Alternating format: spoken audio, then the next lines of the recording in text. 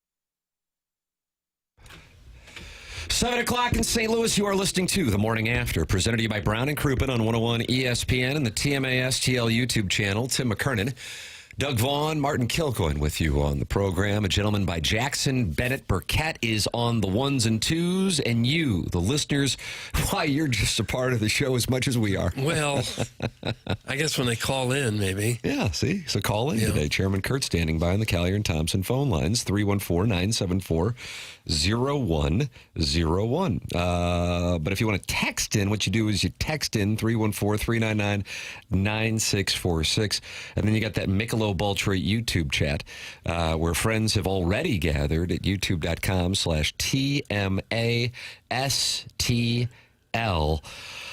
Doug, I guess it's a Sadie Hawkins. Oh, is it? Okay.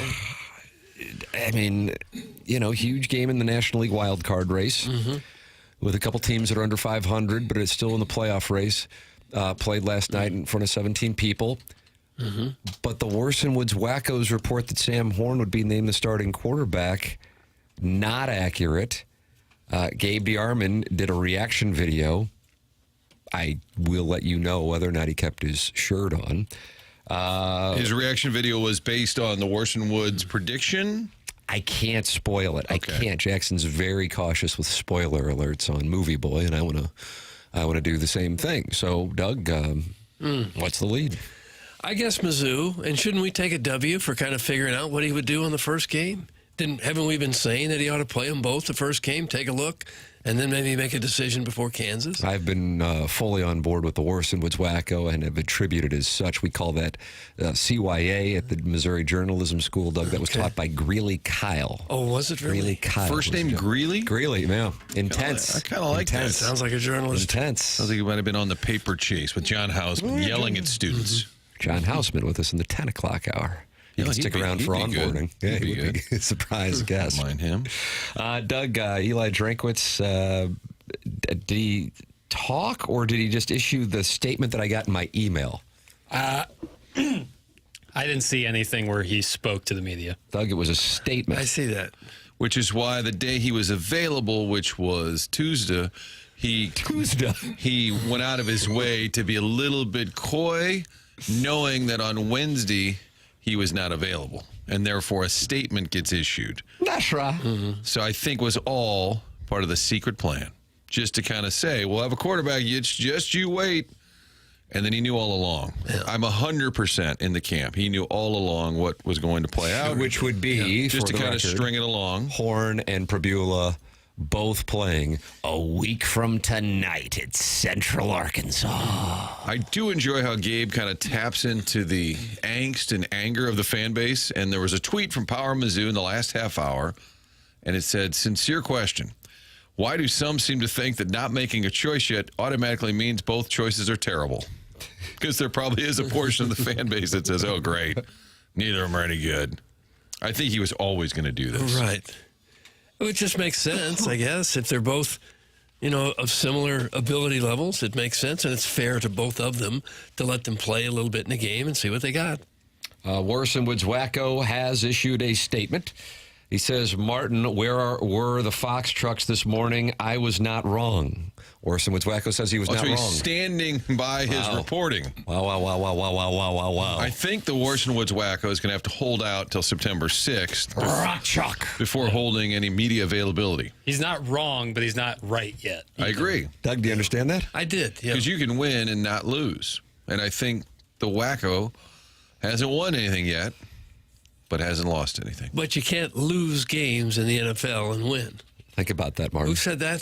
Trent T. Dilfer. That's right. T.T. Dilfer. Okay. T.T. You boy. cannot lose games in the NFL and still win. Yeah, you can't. Think about that. That's almost a deep dive like Terry Crouppen. I mean, that could take a half hour to unpack. Mm-hmm. I thought that was Jeff Fisher. I just felt the way that the Team USA roster is built, they would have to outscore their opponents to win. I think Mizzou is similar, Doug. Mm-hmm. I think this season, the way they're built, Mizzou is going to have to outscore their opponents. I don't know. There's a lot of years you can score less than your opponents and still win. Think about that, Martin. Well, Cardinals' run differential is -26, so there's a chance there. See there? There's an example. Have nothing to hold their heads down for, except they didn't play that well, and they gave away this World Series. Some of the best analysis we've ever heard in network broadcasting. Trying so hard to be polite and accidentally just dropped a bomb. One of my all-time favorites. That's a drop top 10. It is. I think it is top 10, along with Roof Mets, Daddy. Mets is part of it. Jackie movie slut Burkett had my back. That's from the Worson Woods Wacko. Jackson, you in Worson Woods Wacko? Or? Well, I just said the truth. What is the truth? The truth is he's not wrong, and he's not right just yet. But we'll see. I guess the Kansas game will kind of be. I don't want to, again, step on the audio we have of Gabe, but I think Gabe makes a good point. Like, who's going out there for the first drive? I think that could be an indicator, or maybe not. Maybe he's running the real read option on the on the fan base. Doug, here is the Colonel's reaction to the announcement that there is no starting quarterback. There are two starting quarterbacks. All right. There wasn't actually a decision announced. Drinkwitz announced that he would play both Sam Horn and Bo Prabula in the season opening game next Thursday against Central Arkansas. Said he wants to see them both in game situations. before making a permanent decision. Now, this indicates to me that, hey, this actually is close. This is a competition. I don't think Drinkwitz would push this to week 2 if he already knew. I could be wrong on that. It's happened before. It will be interesting to see what the reps look like against Central Arkansas. I do think it matters who takes the first drive, who gets the first quarter or whatever, because to me, that indicates that guy at least has a slight edge. Is, hey, if I had to go 51-49, the guy that takes the first snap is ahead. You can't do it any other way. You can't draw any other conclusion. So I do think it will be important. Somebody has to start, unless you want to put Ahmad Hardy at Wildcat for the first snap of the game, just to completely play mind games with everybody. We're not going to know until at least after that Central Arkansas game. And frankly, it makes sense to do it this way. Oh, instead of the play in the trenches. Who yelled hike? That would be a tell. Who yelled hike? Bud or Sam? I think this is going to make it worse because whoever gets it's been so dissected now and talked about. We're making it a bigger deal. Is Sam Horn or Bo Prabula going to be a Heisman candidate? No. And I feel like now we've discussed it ad nauseum. I think you just pick a guy and go with him. But has Eli ever had a good quarterback at Mizzou? This is bad. That's from Harrison's brother, Master Martin, and you might be surprised to hear he's not happy. Brady Cook wasn't a bad quarterback, was he? He had a nice run there. But this is what intrigued me about Drinkwitz and his quarterback choices in 2023 in camp. I assumed Cook was the guy. But remember, that was a quarterback competition. And they were going to open it up and see who won the job. And then Brady Cook won the job. And then early on, Drinkwitz, like, none of y'all believed in him. And I was thinking, well, you didn't give him the job either. He went out and earned it. Brady Cook is 3rd in Mizzou career passing yards and 5th in career passing touchdowns at Mizzou. He had a very nice Mizzou career. Mm-hmm. My point on Drinkwitz and Cook was that we were always being tisk for not buying in or believing. And you put him out there as part of a competition. So I was in the same camp as you, Coach. I don't think it's the worst thing in the world to have 2 quarterbacks ready to go and maybe see a little bit of playing time for both in several games. For sure. It's not both, unusual for a quarterback to get hurt, to get banged up. Have both ready. Bad day. Right, but just pick one. I mean, for God's sakes. I think this is a game. I think they're playing a game. I think they're trying to mess around with Kansas. I could be wrong. I don't think in Lawrence they're up all night crunching film on this because there isn't much to crunch. It's not like one of the quarterbacks is a run-only and one is a big pass-only guy. Right. I don't think. I think Prabula's probably considered a better runner than Horn, though. Yeah. I guess that could change your game plan a little bit. Sam Horn's a damn good quarterback. You guys might be surprised. That's not from the Orson Woods Wacko. That's from the 636. Sounds like somebody has the same source that the Orson Woods Wacko does. I think they're probably both damn good quarterbacks. Yeah, I mean, to get to that level, you have to be a great athlete. Horn was like a 4-star guy playing in the All-American Bowl and stuff. This reminds me of the fierce 3-way battle between Jeff Handy, Kent Kiefer, and Mark Ramstack, Doug. That's Minute Bowl eligible, and that was the late 1980s with Kent Kiefer and Jeff Handy. Am I right on that? Bob Stoll. Was that the 5th down quarterback? It could have been, and those guys passed for some big yardage because they threw all the time. Jeff Handy 6th all-time in Mizzou passing yards history. Yeah, what's our top 5 there, Papers? Okay, this is passing yardage? Passing yards in the career. Chase Daniel, number 1. Right. On ESPN, by the way. Chase Daniel. Only little less than 400 yards ahead of number 2. Gabbert. No, sir. I was going to go Drew Lock. Drew Lock is correct. Yeah, a lot of yards. Brady Cook 3. Because Brad Smith ran a lot, but he did play a lot. Brad Smith 4. Number 5. Hold on. Did Terry you say McMillan. Who said Gabbert? I did. Gabbert is 7. Oh. James Franklin is 5. Jeff Handy is the only person in the top 7 on that list who played before the 21st century. How about that? Yeah, combination of the style of offense and more games and scheduling butt asses where you can rack up yards. Mm-hmm.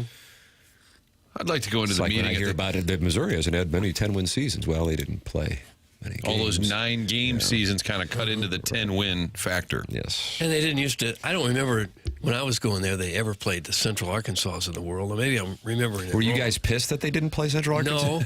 I remember they played Ohio State once, and they played, I think, Notre Dame once. And yeah, but is that any fun? Yes, it's much more fun. I don't understand.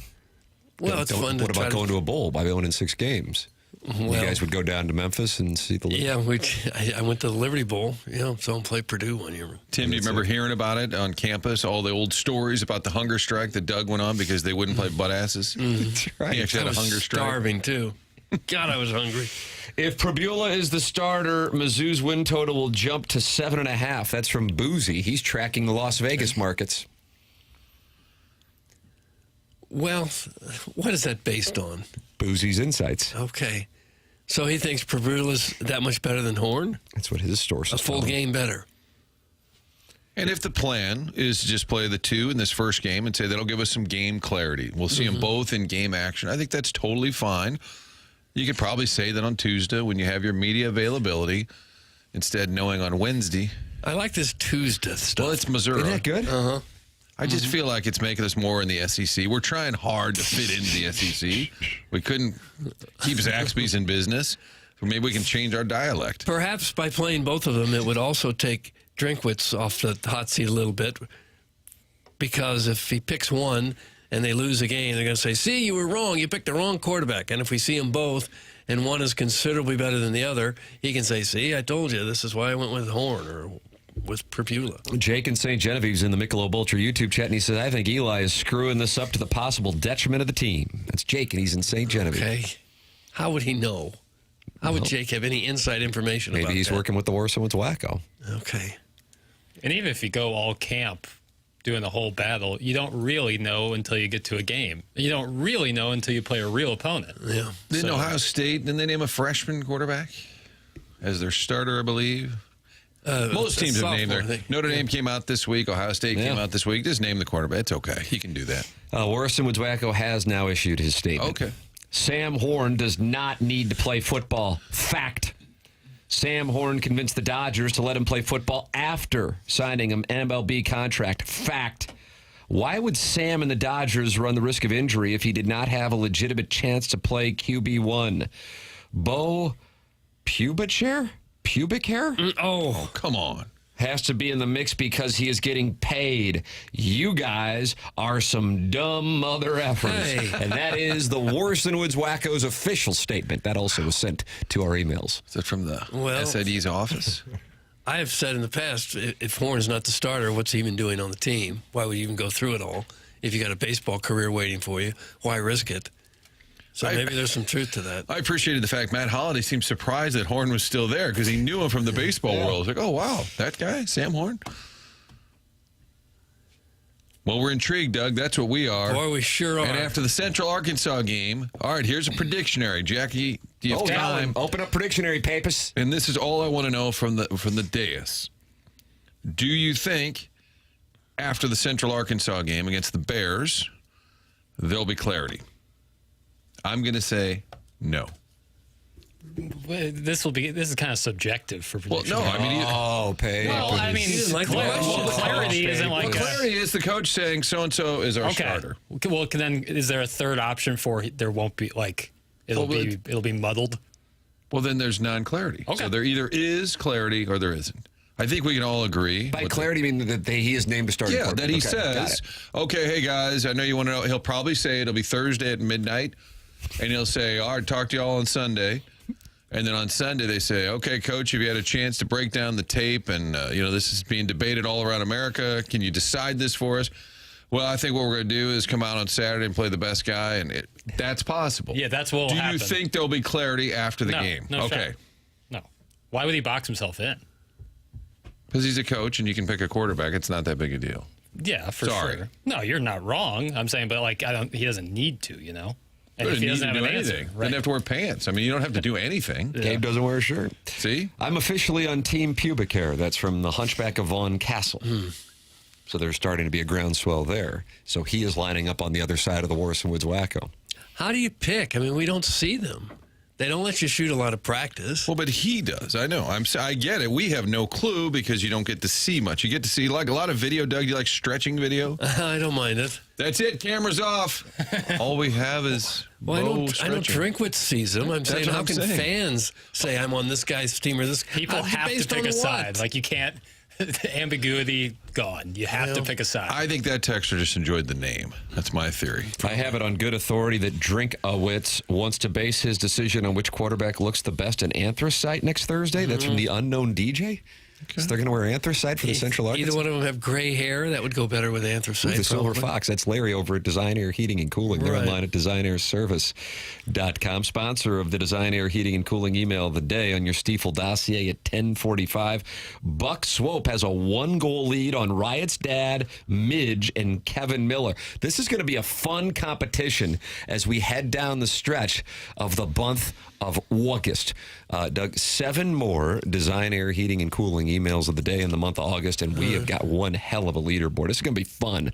Seth Goldcamp and his company sponsor the email of the day, and Design Air is the longest-running sponsor on TMA. Martin's a client, Doug's a client, I'm a client. Say, friends, if you have an air conditioning issue, go to designairservice.com and work with Design Air Heating and Cooling. They'll be out there quick, fast, in a hurry with no upselling. No upselling. They fix it. They move on. That's it. What else could you ask for? It's Design Air Heating and Cooling online at designairservice.com. Tim McKernan, Doug Vaughn, Martin Kilcoyne, Little Jackie Papers with you on the program. Chairman Kurt manning the Collier and Thompson phone lines. You can call in at 314-974-0101. You can gather with other TMA listeners. 146 have already gotten in there, Doug, this morning, including Doug's massive gong, Lex Luthor, Jake Reynolds, and Steve Gottsagen's teleprompter. They're all in there, Martin. Talking to Tim McKernan's Meat and Potatoes. YouTube.com/TMASTL. That's the Michelob Ultra YouTube channel. I enjoy all these names. Is anybody in there just named Bill, Steve? Bill Reloaded, but not just Bill. There's Nars Loot Bar now, I see. And he says, "Sup, boy pigs." Oh. And they're talking it over. And it's great to have them in there. YouTube.com/TMASTL. Just open up the YouTube app. Type in TMASTL, subscribe to the program, and the next thing you know, you're watching the show and talking it over with other friends or just watching them talk. You know, you can do that. We welcome people who are just lurkers. Then you can text in 314-399-9646. Air Comfort Service, sponsor of our text inbox. This is TMA, presented to you by Brown and Crouppen on 101 ESPN.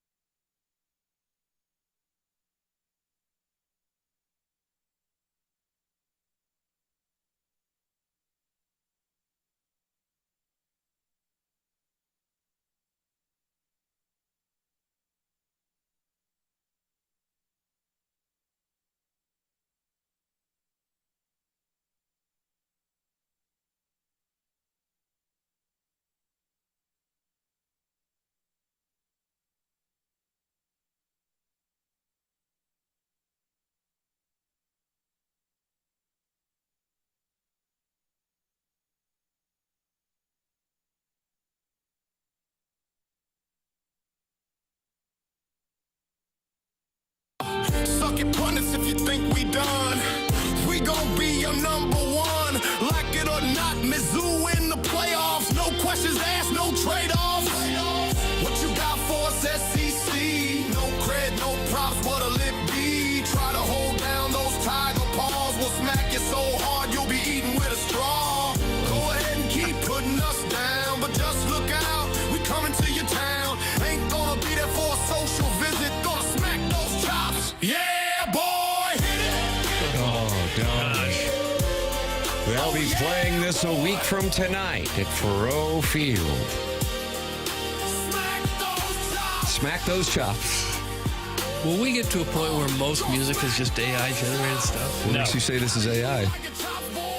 It sounds like AI to me. But you can hardly tell. If the words were normal, you wouldn't know. You're drinking from a straw. I like that. Jackson, you're a music aficionado, not as much as you're a cinephile. What sound does that remind you of? Is there any rapper, current artist that would kind of, it's AI for sure, but does it remind you of any?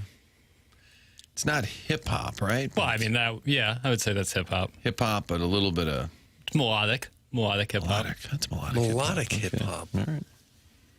Couldn't all music be considered melodic? No. What isn't melodic? What doesn't have a melody?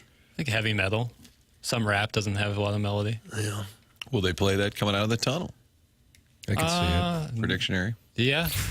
I don't see why not. It's usually Marching Mizzou. Well, they can play it. No. What was that right there? I tried doing the fight song. I realized about halfway through, I don't really know it.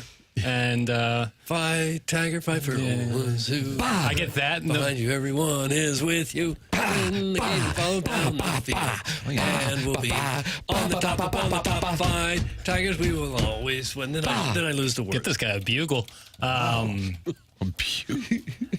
get that and the Missouri Waltz confused. Oh, dude. And I don't really understand what the Missouri Waltz is all about. Just an old-time song. Yeah. Way old. You stand up and sway a little bit. Yeah. It was a gateway to dry humping? I don't know. Doesn't feel like it. It's supposed to be Tech 9, you dumbass, Jackie. That's from the good call. 314. A Missouri native. Kansas City. Probably Kansas City. Fight, Tiger, fight for old Mizzou. Right behind you, everyone is with you. Break the line and follow down the field, and you'll be on the top, upon the top, on the top, and then UPON, upon the top. Fight, Tiger. You will always win. Yes. Proudly keep the colors flying skyward. Colors of In the end, we'll win the victory. Feels like an oxymoron. Tigers fight for old Mizzou. So Tiger fight for old Mizzou. Maddie Mock reporter Ray King says, can we get an AI song about how the Tigers ultimately fail and suck ass just like every year? Thanks. That's from Ray King, and he's from the 618. I kind of like that most colleges have their own fight song. It's kind of charming. And they go way back. You like the Cubs victory song? I do. I like that too. It's all part of the pageantry. Yeah. That's what I think makes college sports special. Traditions like that. Some of those songs have got to be, 70, 80 years old. Isn't Mizzou's fight song a ripoff of Notre Dame's? That's from Sharon and Clayton. I think you would find a lot of fight songs to be quite similar. All ripoffs of Notre Dame's? Yeah, it could be. Really? I'd never heard that. I don't know if they're all ripoffs. I have no idea. And who sent that in? Sharon and Clayton, star Real Housewives of TMA. Big fan of hers. Wouldn't say necessarily she would be like, I don't know her as a music historian. Okay. Or do you picture a patent lawyer. Fella in a patent lawyer?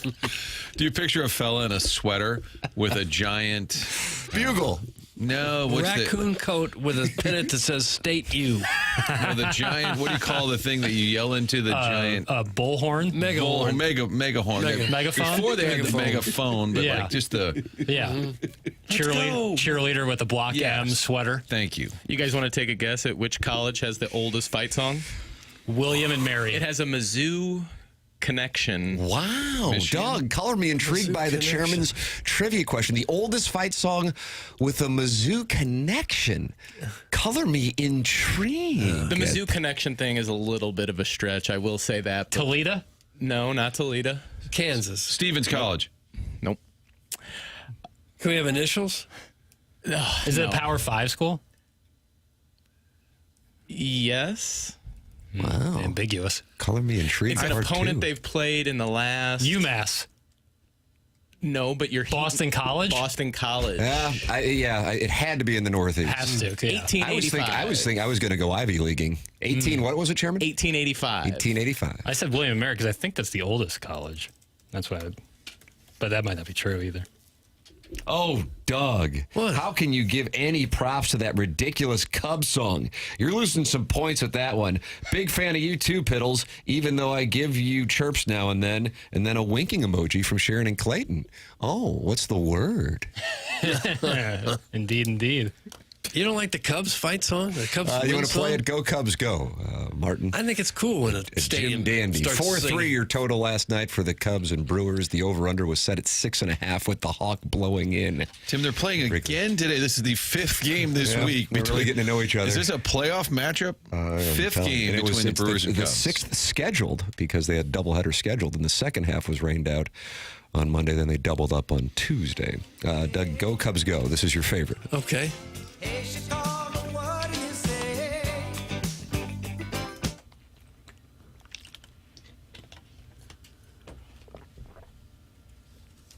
And Doug loves this, Martin. I think it's kind of neat when they sing that. Do they sing this on SNL? Yeah, I thought Bill Murray had like Anthony Rizzo and Javi Baez up there doing this. Oh, maybe he did. Bill Murray's the grand marshal of the NASCAR race in St. Louis. Did you know that? Really? Wow. In September. And I think the band is performing. If the Cardinals had a good song like this, you don't think the Beef Hips would be singing this when the Cardinals win a game? We'd never get to hear it. Oh. Wow. Disappointing. Well, if you think all fight songs are a ripoff, why don't we just start Go Cards Go? Go I wouldn't be Cards Go. opposed to it. Just start doing that after every game. This is hella lame. That's from Who's Your Daddy, Doug. It's hella lame. Remember Gwen Stefani, hella good? Remember that? Well, Is that No not Doubt? Really. I think it was Gwen Stefani. I think it was No Doubt. I'm going to fold because look at Jackson's this. coming off super confident. I'm going to fold. Chairman, you'll be the third party here. What'd Tim say? Tim said Gwen. It's No Doubt. It's No Doubt. But Yeah, I mean, I folded. I just picked up a read that this guy was confident. I laid it down. I got away from it. I'll be Yeah. honest, Doug. I had pocket nines, it's sang by Gwen Stefani. but I think he was Queens are better. I'm just going to get away from it. Yeah, it would have been fun to flop a 9. Sure. would've, yeah. And I'm probably set mine and then though, and set mine and that's negative EV. You know that as a quant. Absolutely. Yeah. that's a quant. Get this nonsense out of my ears. Hey. This might be the worst thing I could be listening to before 8 a.m. Doug, your Cubs song, not popular in the Air Comfort Service text inbox. We prefer this one, huh? Yeah, I'll we take this got him. one. We got him again.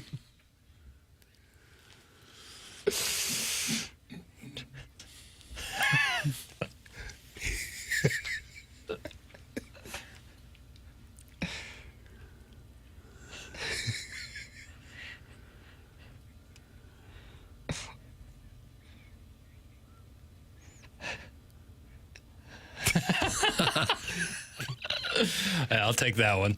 Can you imagine 47,000 B-Fibs singing this after a You playoff sing win? it in a round. You need the words on the Jumbotron, I think, to assist. For sure. But Steve Goodman, who wrote Go Cubs Go, similar to this show here, the song was written by Goodman at the request of WGN 720. How about that? The radio folks in Chicago said, we need a song, much like we do. And Steve Goodman was a big fan and penned Go Cubs Go. Well, at the end of a Blues game when they were playing Gloria, everyone absolutely loved that. If you get a really good, catchy song at the end of a win, I think it can become a thing. And that's why you like that they play the Six Flags song when they win the World Series. Yeah, I didn't mind it. If the Cardinals had a great song, there's no way in hell any Chicago media person would say it was good. Or even worse, play it on their airwaves. Have some dang balls. Oh. That's some Sharon and Clayton. Gosh. You and Sharon and Clayton. This is interesting. Doug, your side was with Sharon Clayton, and now Jackson has an alliance with Sharon and Clayton, but his alliance with Martin falling apart. A lot of these alliances. We've had some moving targets. differences. Come and go. We've had They some do come and go. differences. Yeah, families fight. It's fine. I'm not a patent lawyer either. I'm not standing with Doug. I'm gonna agree. This is a political answer. I think the song is slightly terrible, but also catchy. And I think Doug is kind of it gets in your ear. It's a little catchy. But isn't that what you want? Like Yeah. something that's pretty bad, but if it's like if it's bad together. Right, that everybody wants to sing along with. I think it works. Like Take Me Out to the Ball Game is not exactly the greatest song in the world. Oh, wow. But it's catchy, and so people like to sing it. Why doesn't Manford change the Take Me Out to the Ball Game with a new idea? Just to freshen up the game. To speed up the game. Hey, Rob, what's the deal with this impending work stoppage? We've got a committee right now, and we're going to remove Take Me Out to the Ball Game. We're going to freshen up so more kids go to games. But what about the work stoppage? Here we go with another Gloria take from Doug. That's from the Oakville O-Face. Martin, Doug's contention is that Gloria should remain the blues song. Every time they win a game. I'm not on with that. Did everybody not love that when they played I know, but I loved think it, but I truly do get where you're coming from.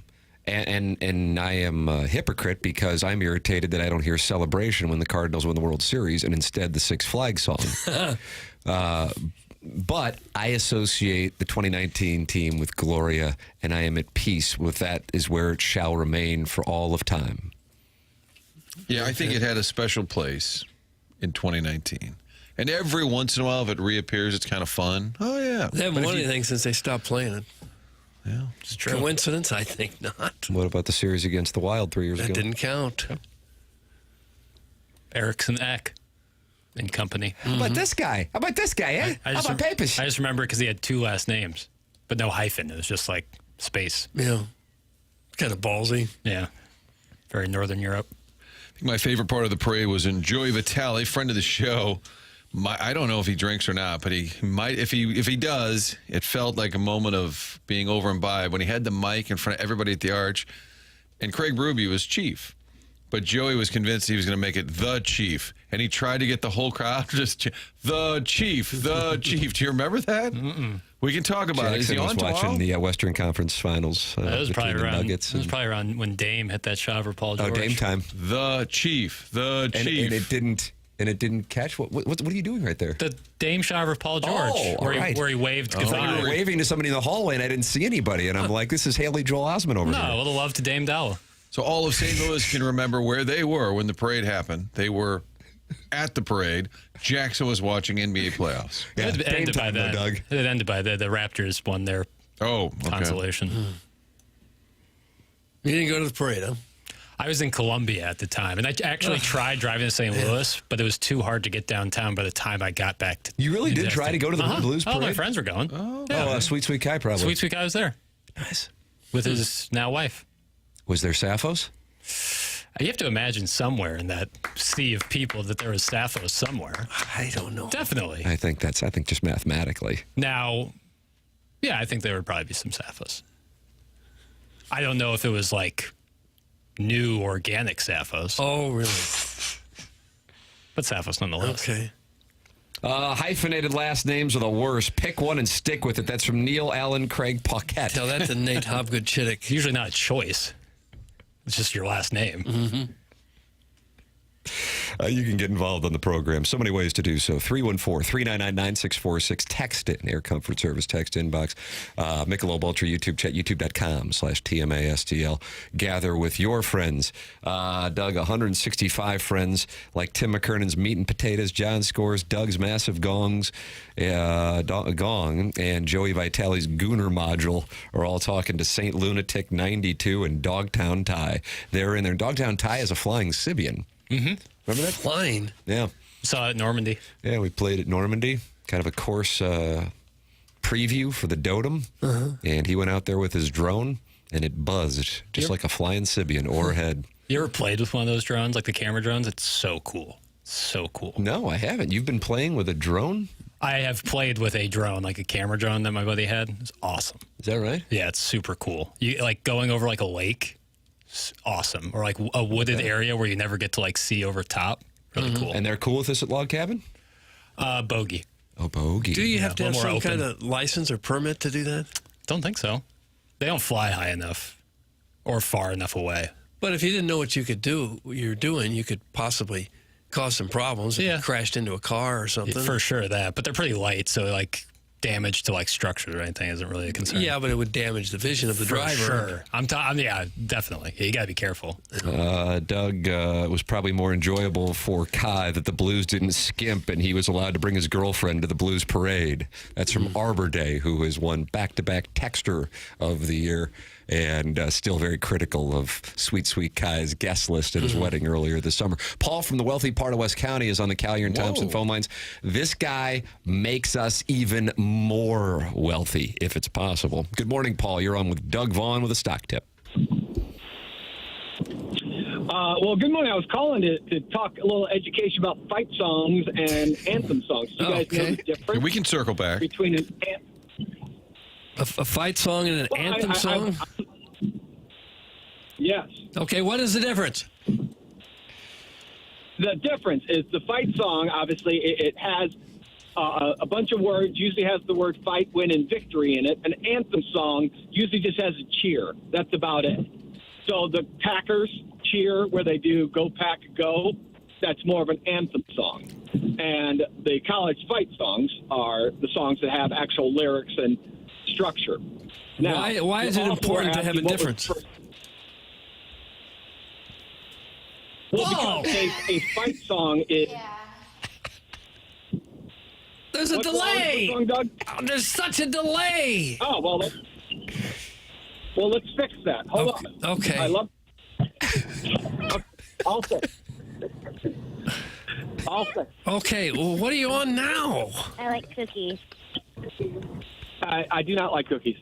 On my cell phone. Okay. Is this better for you, Doug? Well, it's slightly better. We lopped off a second of the delay, maybe. But 30 minutes ago, you guys were chatting about iced tea. We should get back to it. Okay. Anyway, so the first fight song was for Boston University. You were asking about that, so I thought I'd let you know. Okay. Thank you. Yeah. Now, is this a new report? This is not a new report. Okay. First anthem song. Who was that? Wasn't that funny? I will have to look that up for you and report back next week. Okay. Does anyone have a fight song other than college or university? I guess high school. That's a great question. I know the Australian rules football have fight songs.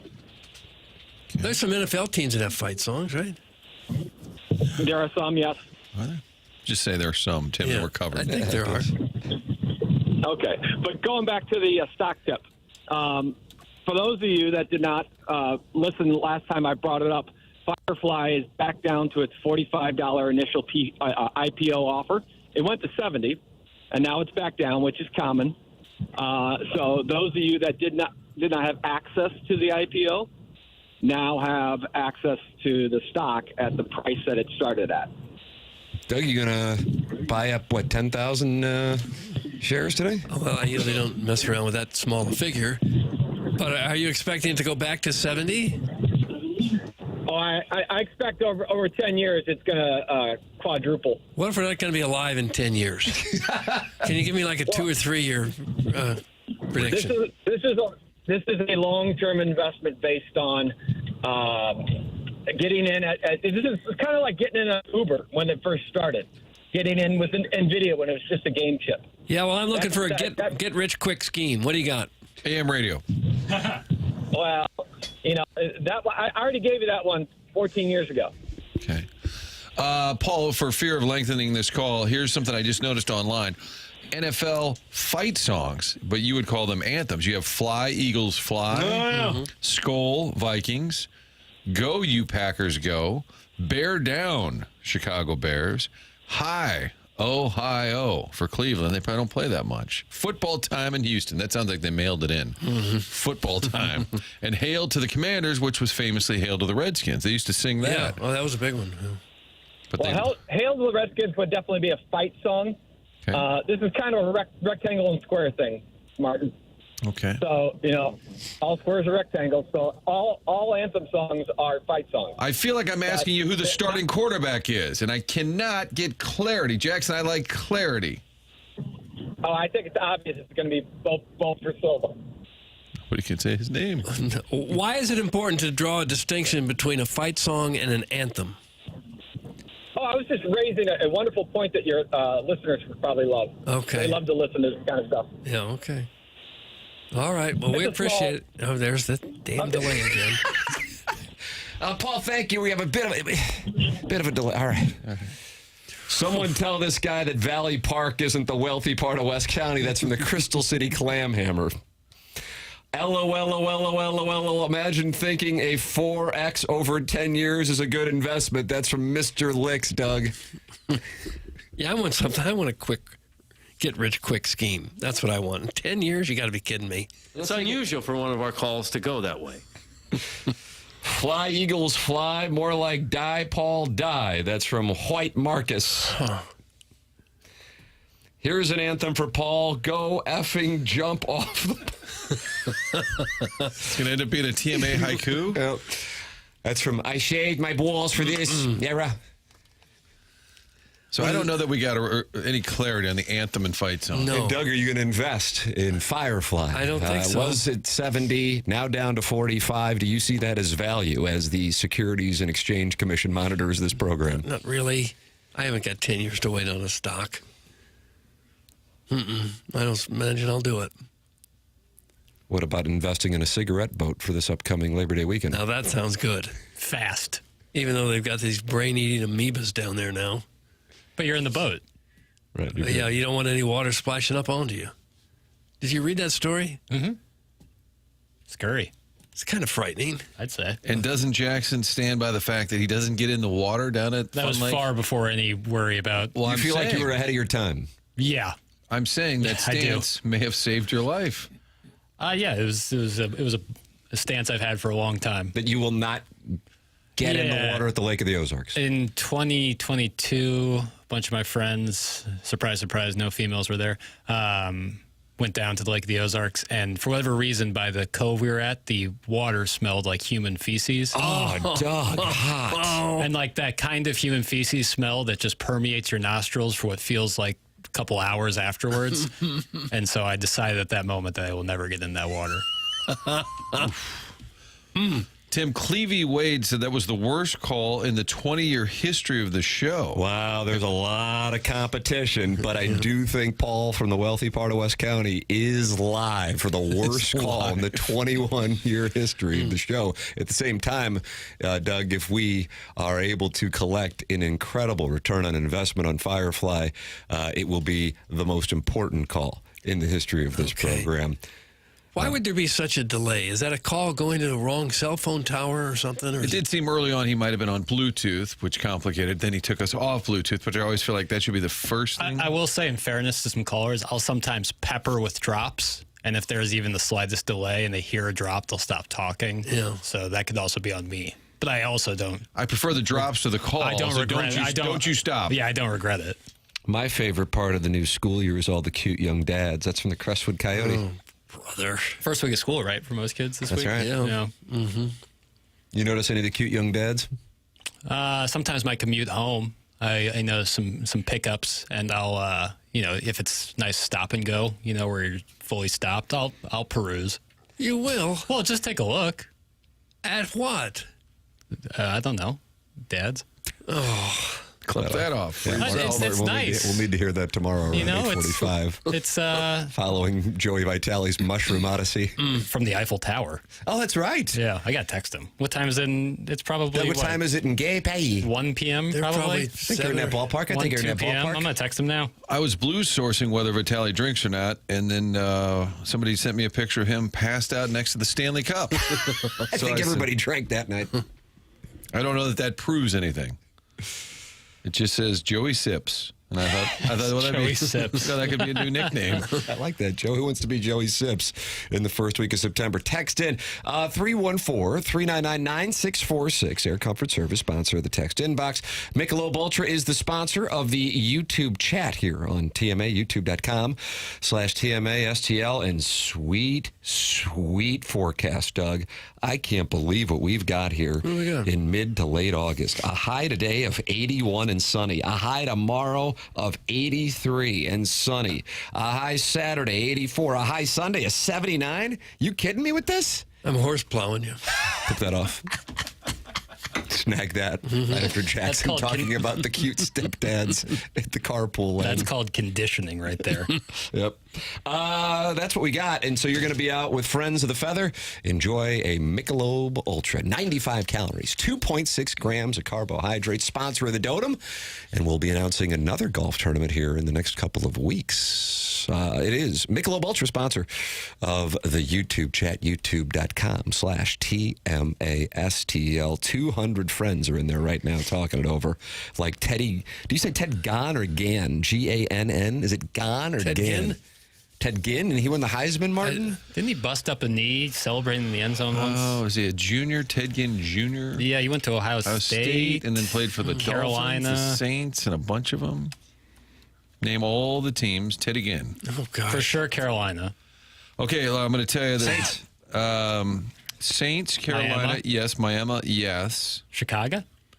Yes, at the end. Nice job.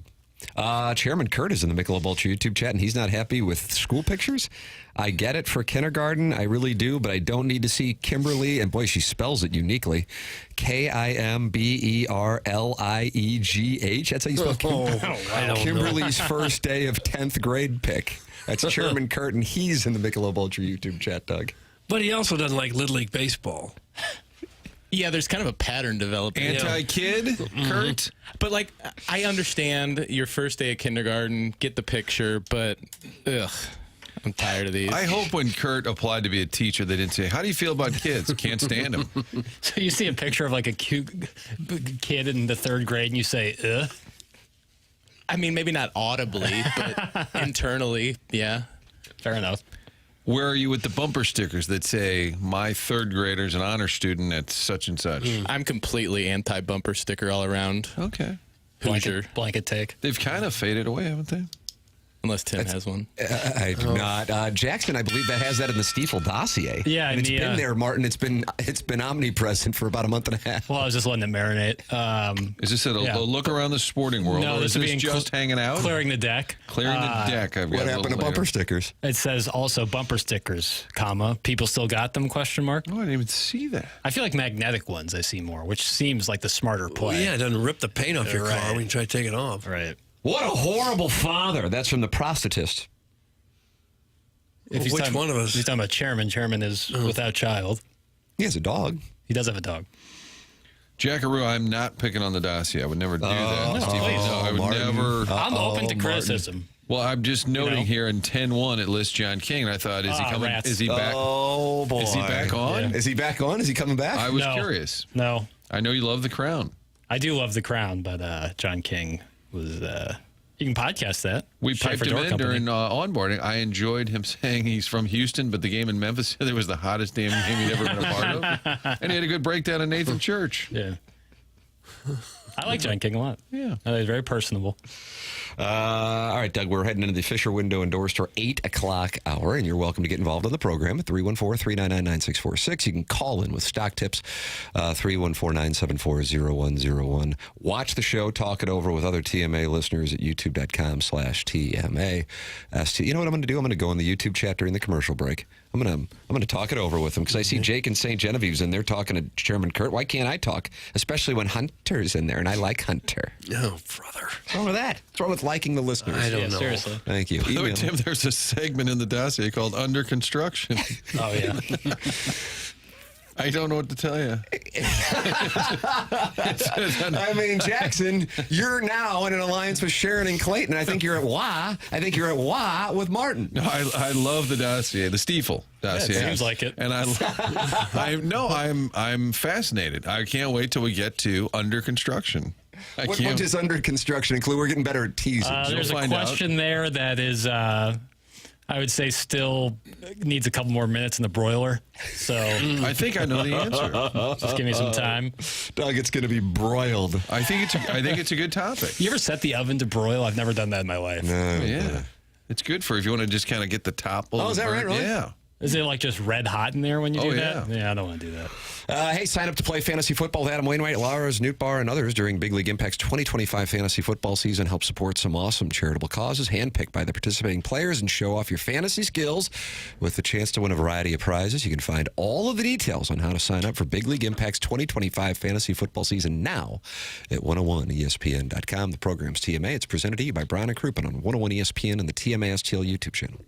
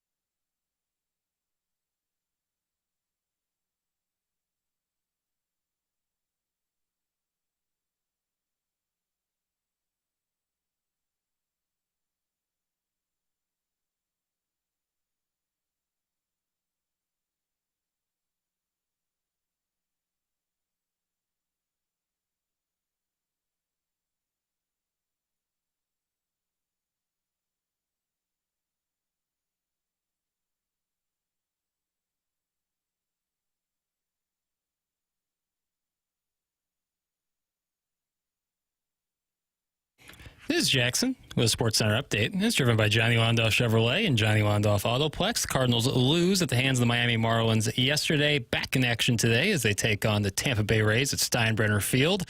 Sonny Gray is going to take the mound for the Cardinals for a 6:35 p.m. first pitch. That was another Sports Center update driven by Johnny Londoff Chevrolet and Johnny Londoff Autoplex. See them at Londoff.com. Chevy, together we drive. Are you kidding me?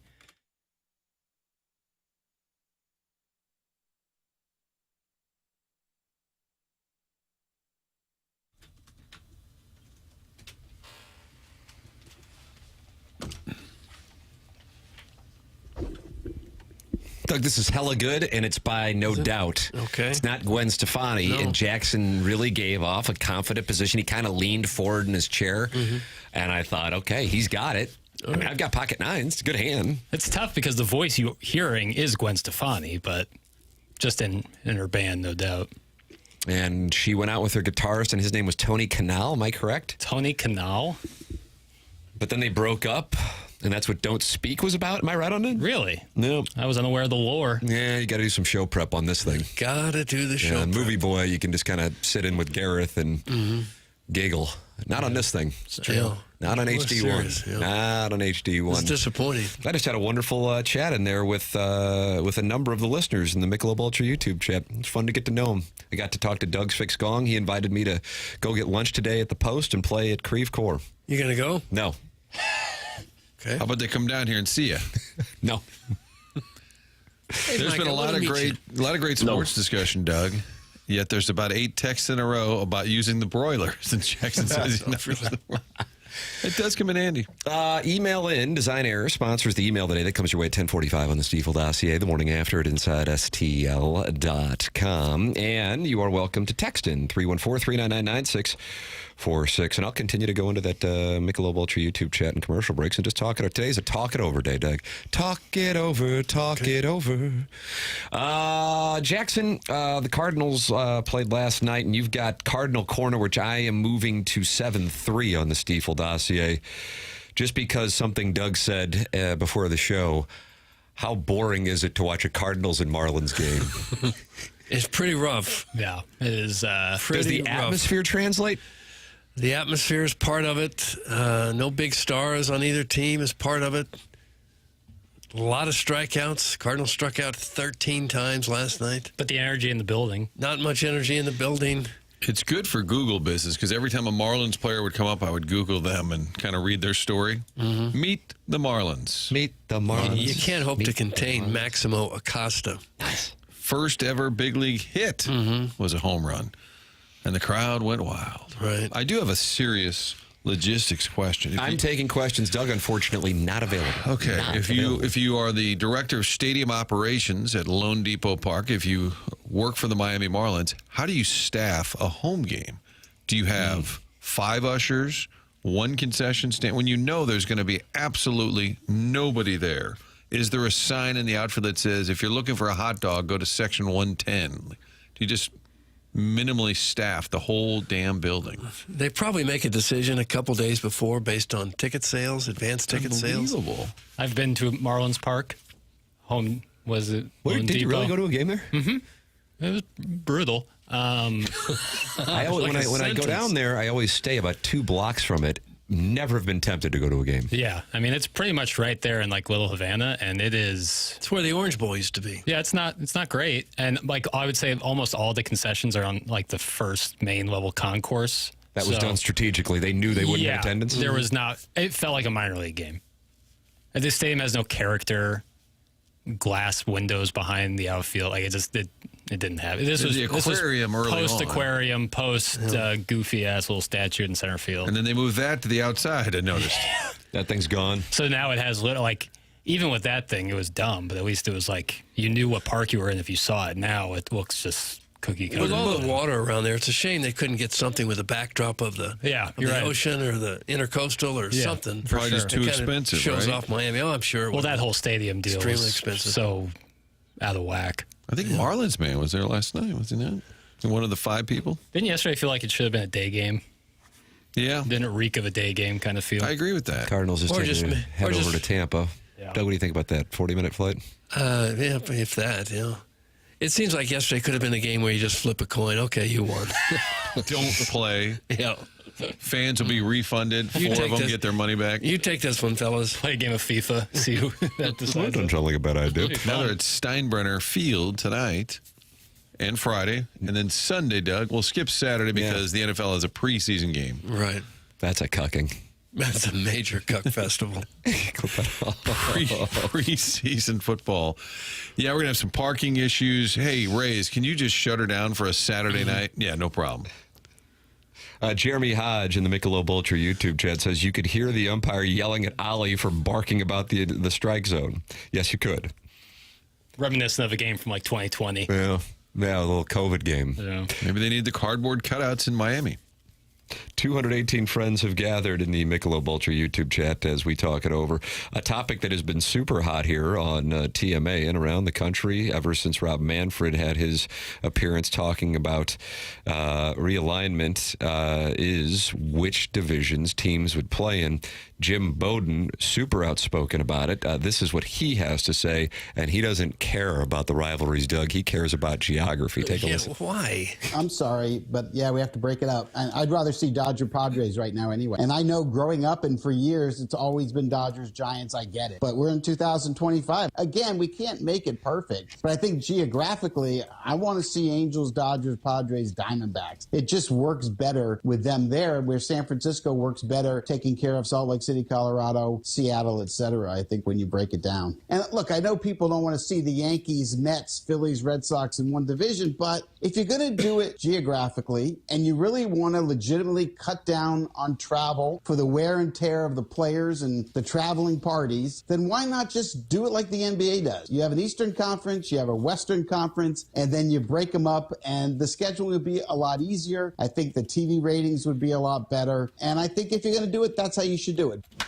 Base hit there. Doug, a lot of geography. I don't know why they're so worried about geography now. They fly first-class charter planes. The difference in a longer flight and a shorter flight, I mean, you're still going through the hassle of packing and waiting around on the plane and worried that the mechanical things on the plane are going to work. And then if that doesn't work, you have to take the cross-country train ship for the Marlins to face the Mariners. Well, you know, they did that in the 40s and 50s. They took train trips. I can see why geography would be a big thing. But now it's the difference is my nap going to be 2 hours or is it going to be 2.5 hours? That's what you're worried about? The travel argument is stupid. And he also said the NBA, like the NBA, just have the conferences. Do they not have divisions in the NBA? The Atlantic, the Central? They're meaningless. Well, they still have divisions. But they also have East-West, to his point, like instead of AL-NL, which is all over the place.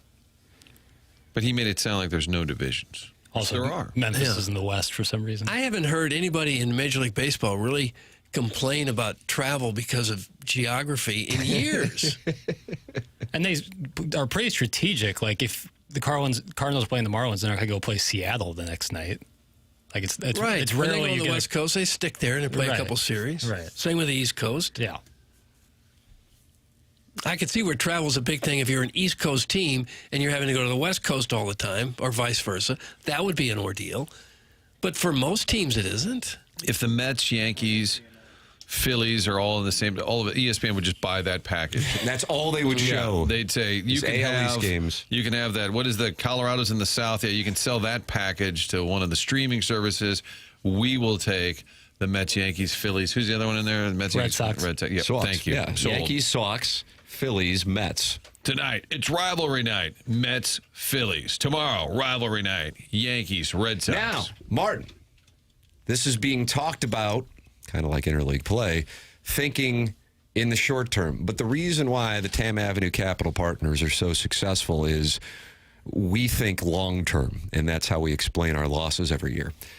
So if you have the Mets, Yankees, Phillies, and Red Sox in one division and 8 divisions, that means only one of them get to the postseason. Unless then you start going, okay, well, then the second place team also gets in. You see what kind I'm of saying? the UFL model. So that becomes problematic because then only one of the 4 teams is in the postseason. You follow me? Holler if you hear me. Tupac. Or do you have the wild card and it automatically come from that division? Or, the ESPN wild card. The ESPN. And then there would be no more National League, no more American League, no more All-Star game. Nothing special about the World Series except just two teams playing. None of it makes sense to me. Would anybody really have a huge problem if the expansion teams were Nashville? Okay, you're going to the National League Central. Carolina, you're going to the American League East. That's it. See you. Good Rob night. Manfred is on the record in multiple interviews talking about his longing for 8 4-team divisions. Now, I'm not saying that I'm on that. I'm just saying the commissioner is. And what is his playoff format? I'll bet you anything it's expanded. I'll bet you anything there's more playoff games and more revenue. It has to be about money. The fact that travel, it's not that big of an issue. No. And it's not that, I mean, are they going to save money? Oh, great. Now we'll use the train a little more often with all these Phillies-Mets games. Hey, Doug, didn't Sonny Gray sign with the Cardinals because of geography? That's from the Hunchback of Vaughn Castle. I mean, you'd have to ask Sonny Gray. Well, I think possibly. he's closer to his home base. Yeah. But I think as a team, it's not the end of the world. It's just not. As far as expenses, I'm sure it's very expensive. Year-long travel. I imagine it was a huge deal back in the 1940s, 30s, beyond there when everyone was taking trains everywhere. Wouldn't they go on like a 2-week road trip? Yeah. You'd pack a big old suitcase. They'd travel all night to get from one city to the next.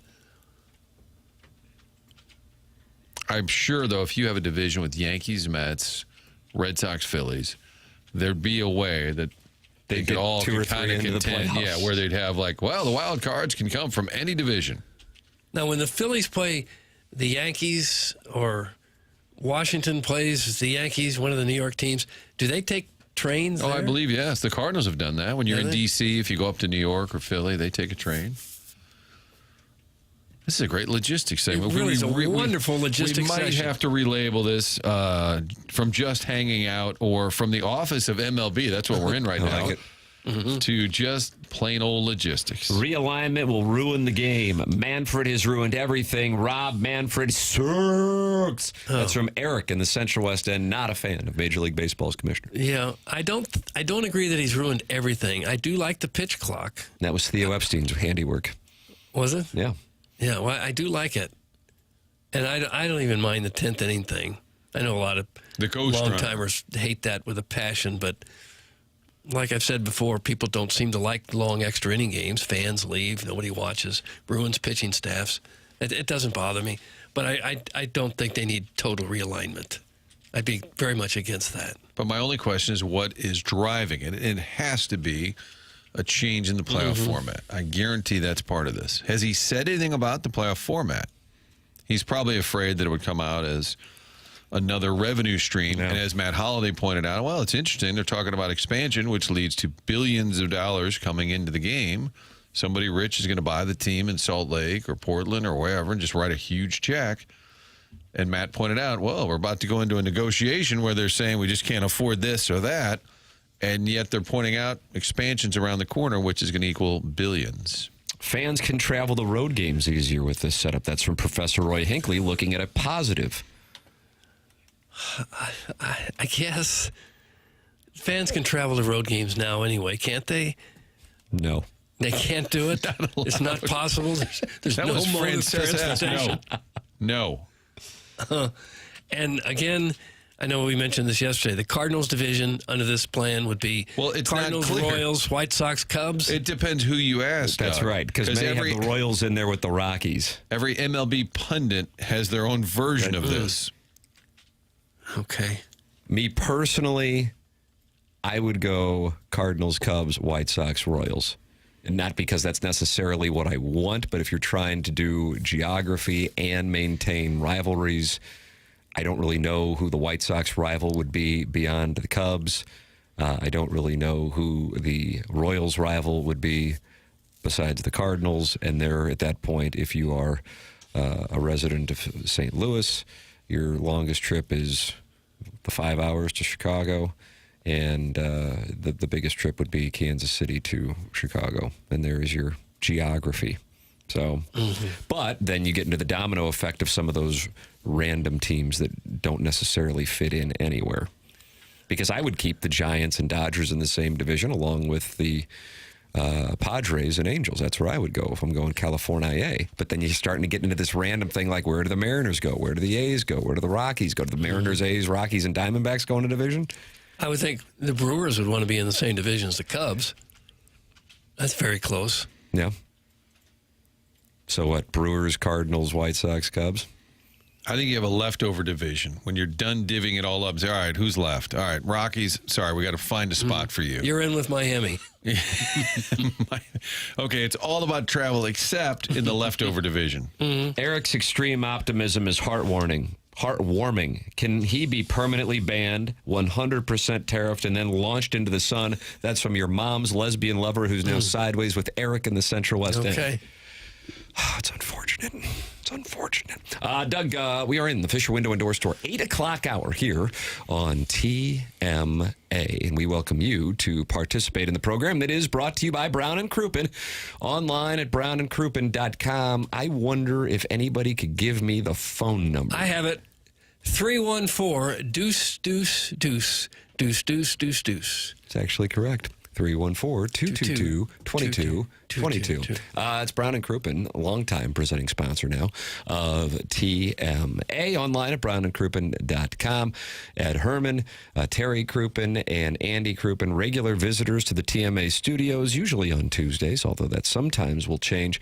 And they are able to come into the studio because they are local. And if you are in a spot where you need a personal injury attorney, don't you want a local law firm, one that knows how to handle the ins and outs of your case and the local environment, knows how to pronounce DePere, Creve Coeur, Spady? That's because they're local with superior legal services, and they value client services as well. Brown & Crouppen is part of the St. Louis community. They have been part of the St. Louis community since their founding right here in St. Louis in 1979. It's Brown & Crouppen, 314-222-2222, or go to brownandcrouppen.com and make sure you let them know you heard about them on TMA. The choice of a lawyer is an important decision and should not be based solely on advertisements. Past results are no guarantee of future results, and every case is different and must be judged on its own accord. TMA, presented to you by Brown & Crouppen on 101 ESPN.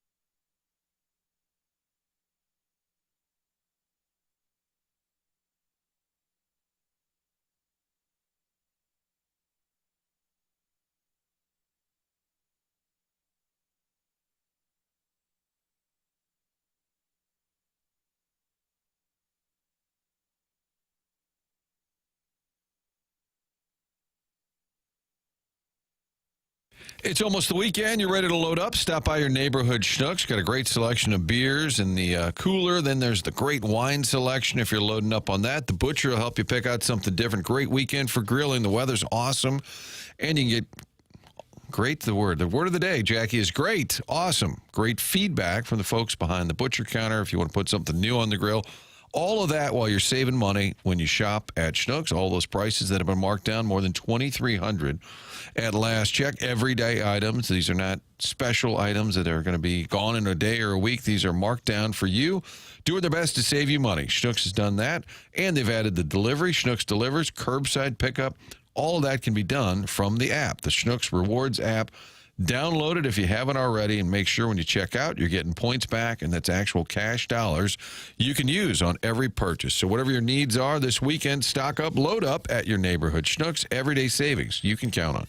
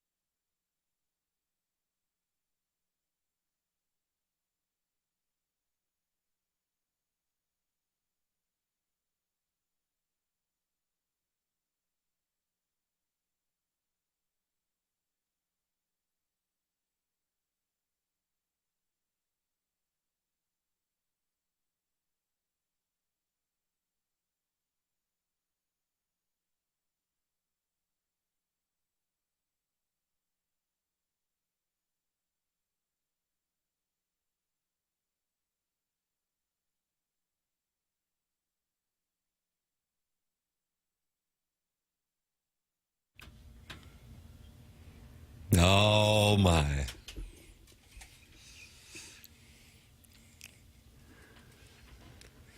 Boom.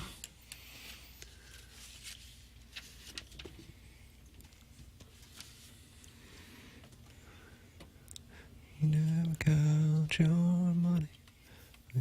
What is our theme today? It would have been Kenny Rogers' 87th birthday today. All right. The gambler himself. I have to imagine this is a big karaoke song. I feel like people would choose this song a lot for karaoke. Because a lot of people know it, slower. People choose slower songs for karaoke? You ever heard someone try to do like Till I Collapse by Eminem? Pretty rough. Ooh, is that right? Yeah, it's a bad Who does scene. that, Oatmeal? Probably someone who hasn't had a live experience with karaoke, not understanding the vibe. You want some people can sing along Jackson with. does the Fresh Prince of Bel-Air, Doug, and when he does it, the place is up for snatch grabs. That is my karaoke song. Is it really? Yeah. Bunch of people my age. Like, Where do you sing say every karaoke? word. I don't ever go and seek it out, unlike Rich Gould. But if it's going on, I'll participate. I think it's fun. Okay. Doug was looking for more. Well, no, I was just thinking that I've never do the karaoke thing. You don't have a karaoke song? Not really, no. I don't want to embarrass myself that much. But if you choose a song that everyone knows and can sing along with, they help That would you be out. better. Yeah. It's TMA 101 ESPN. The show's presented to you by Brown and Crouppen. We're in the Fisher Window and Door Store, 8 o'clock hour. Tim McKernan, Doug Vaughn, Martin Kilcoyne with you on the program. That gentleman talking about his karaoke song being the Fresh Prince of Bel-Air is Jackson Burkett. And then you call in with a stock tip and you talk to Chairman Kurt, who decides whether or not you're worthy of getting on the show. I mean, he's the power. He's the gatekeeper. 314-974-0101. Collier and Thompson phone lines. You can text into the Air Comfort Service text inbox, 314-399-9646. And then I'm just dropping by that Michelob Ultra YouTube chat now. 215 friends are in there, including the Hunter and the Walrus King. Chairman Kurt's in there, along with the Never-Ending Wipe, Darth 007, and Doug's Massive Gong, who says, Tim disgraced us with his presence. I'm half-masked now. Is that the right term, half-mast or half-staff? I don't know. Well, either way. I just don't. Open up the YouTube app, you type in TMASTL, and the next thing you know, you're in there and you're talking it over with other TMA listeners. It's brought to you by Michelob Ultra. Doug, this is a tradition unlike any other. Gabe Bjarmond of Power Mizzou, on the heels of Eli Drinkwitz announcing the starting quarterback, will still be determined. Has gone game by game on Power Mizzou with his official predictions for the upcoming season. And it is now time for Doug Vaughn to predict Gabe Bjarmond's predictions for the upcoming Missouri. We're picking every game before we see them play a game? Just a number. What do you think Gabe winds up at? No, he goes game by game. 7-5, 8-4, 9-3, 10-2, 11-1, 12-0. What do you got? And he's got the bowl game, who they're playing in the score. Before they ever play, he knows what's going to happen in that Mississippi State game. Yep. That's correct. He'll say... Why do Martin and I comprehend this so easily? I'm just stunned. I guess he'll say they're going to be 8-4. So you read the column? No, I'm just guessing. I think he'll say 9-3. Jackson? 8-4. So we're predicting his prediction? That's correct. Yep. Got a problem with that? We got time. 8-4. And they will play Syracuse in the Tax Slayer Bowl and win. Gotta beat Syracuse. Our guy, Fran Brown. Yeah, that's our guy. Shower guy. He's great. What's the score there? That Syracuse 40-31. Who played? Is Kyle McCord still quarterbacking them? 8-4. Okay, now do we get to guess the games they lose according to Gabe? Sure, absolutely you do. That's the gig. Okay. Alabama. He's got Alabama with a late fourth quarter drive to beat them. Oh, he does. 37-34. Okay. So you don't even need to watch that anymore. They'll lose maybe at Oklahoma. Down to Norman they go in November. 11 o'clock kick. And Missouri is able to lose by 12. Damn. Yeah. Probably get whooped by South Carolina. Yeah, he's got Lenoris getting him. Yeah, does he? What about, is he A&M as a win? He's got A&M as a win. Wow. So we got one more loss. Auburn at Auburn. War damn revenge. Hugh Freeze, war damn revenge. So we shouldn't get too upset because he's just making it up. But he's got him beating Kansas. He's got him beating Kansas. because the fan base probably can't handle him saying 8-4 with a loss to Kansas. You just can't. If you're in that position, I just wouldn't want the smoke. I don't know if I could handle a 37-34 loss to Alabama. You'd be so you close. were right there. You'd be so close. Well, if Missouri is undefeated and Alabama is undefeated, the fact that that's an 11 o'clock kickoff will be second only in the tragedy that is the Ohio State-Texas 11 o'clock kickoff. And they couldn't possibly change it? No, that's locked in because Alabama's a blue blood. They don't like to have games that are important for blue bloods be at night on the road in the SEC. Check it. And against teams that are not in that category, see the LSU game and Jaden Daniels in 2023. There's a brand here. But this is the price you pay. Hey, win big games, get big TV times. Win big games, get big TV times. Yeah, you win that game against Bama this year. Next time you play them, 2:30, 7p. I think it's time, Mizzou. Let's do it. Let's win a big game. Last year, I decided I was emotionally invested into the A&M game. Got my teeth kicked in. Then I said, okay, all right, I'm going to try again with this Alabama thing. Okay. All right, just win South Carolina. Okay. Let's win a big game. This is it. Let's do it with Bo or Sam. We don't even know who the quarterback Horn, is. Sam Perbula. Play them both. The starter is, Doug, going to be announced. Okay. At 11:30 next Thursday. Doug Lenora Sellers is the guy I am high on. He has won the starting job.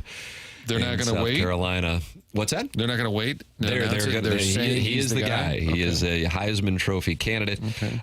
And we were talking about Don Shula and your rapport with him and how much you love the steakhouse downtown. Mm-hmm. No, I never went to the steakhouse. Well, I mean, I did have a report. He wasn't a horrible guy. He just talk about a guy who wouldn't suffer fools.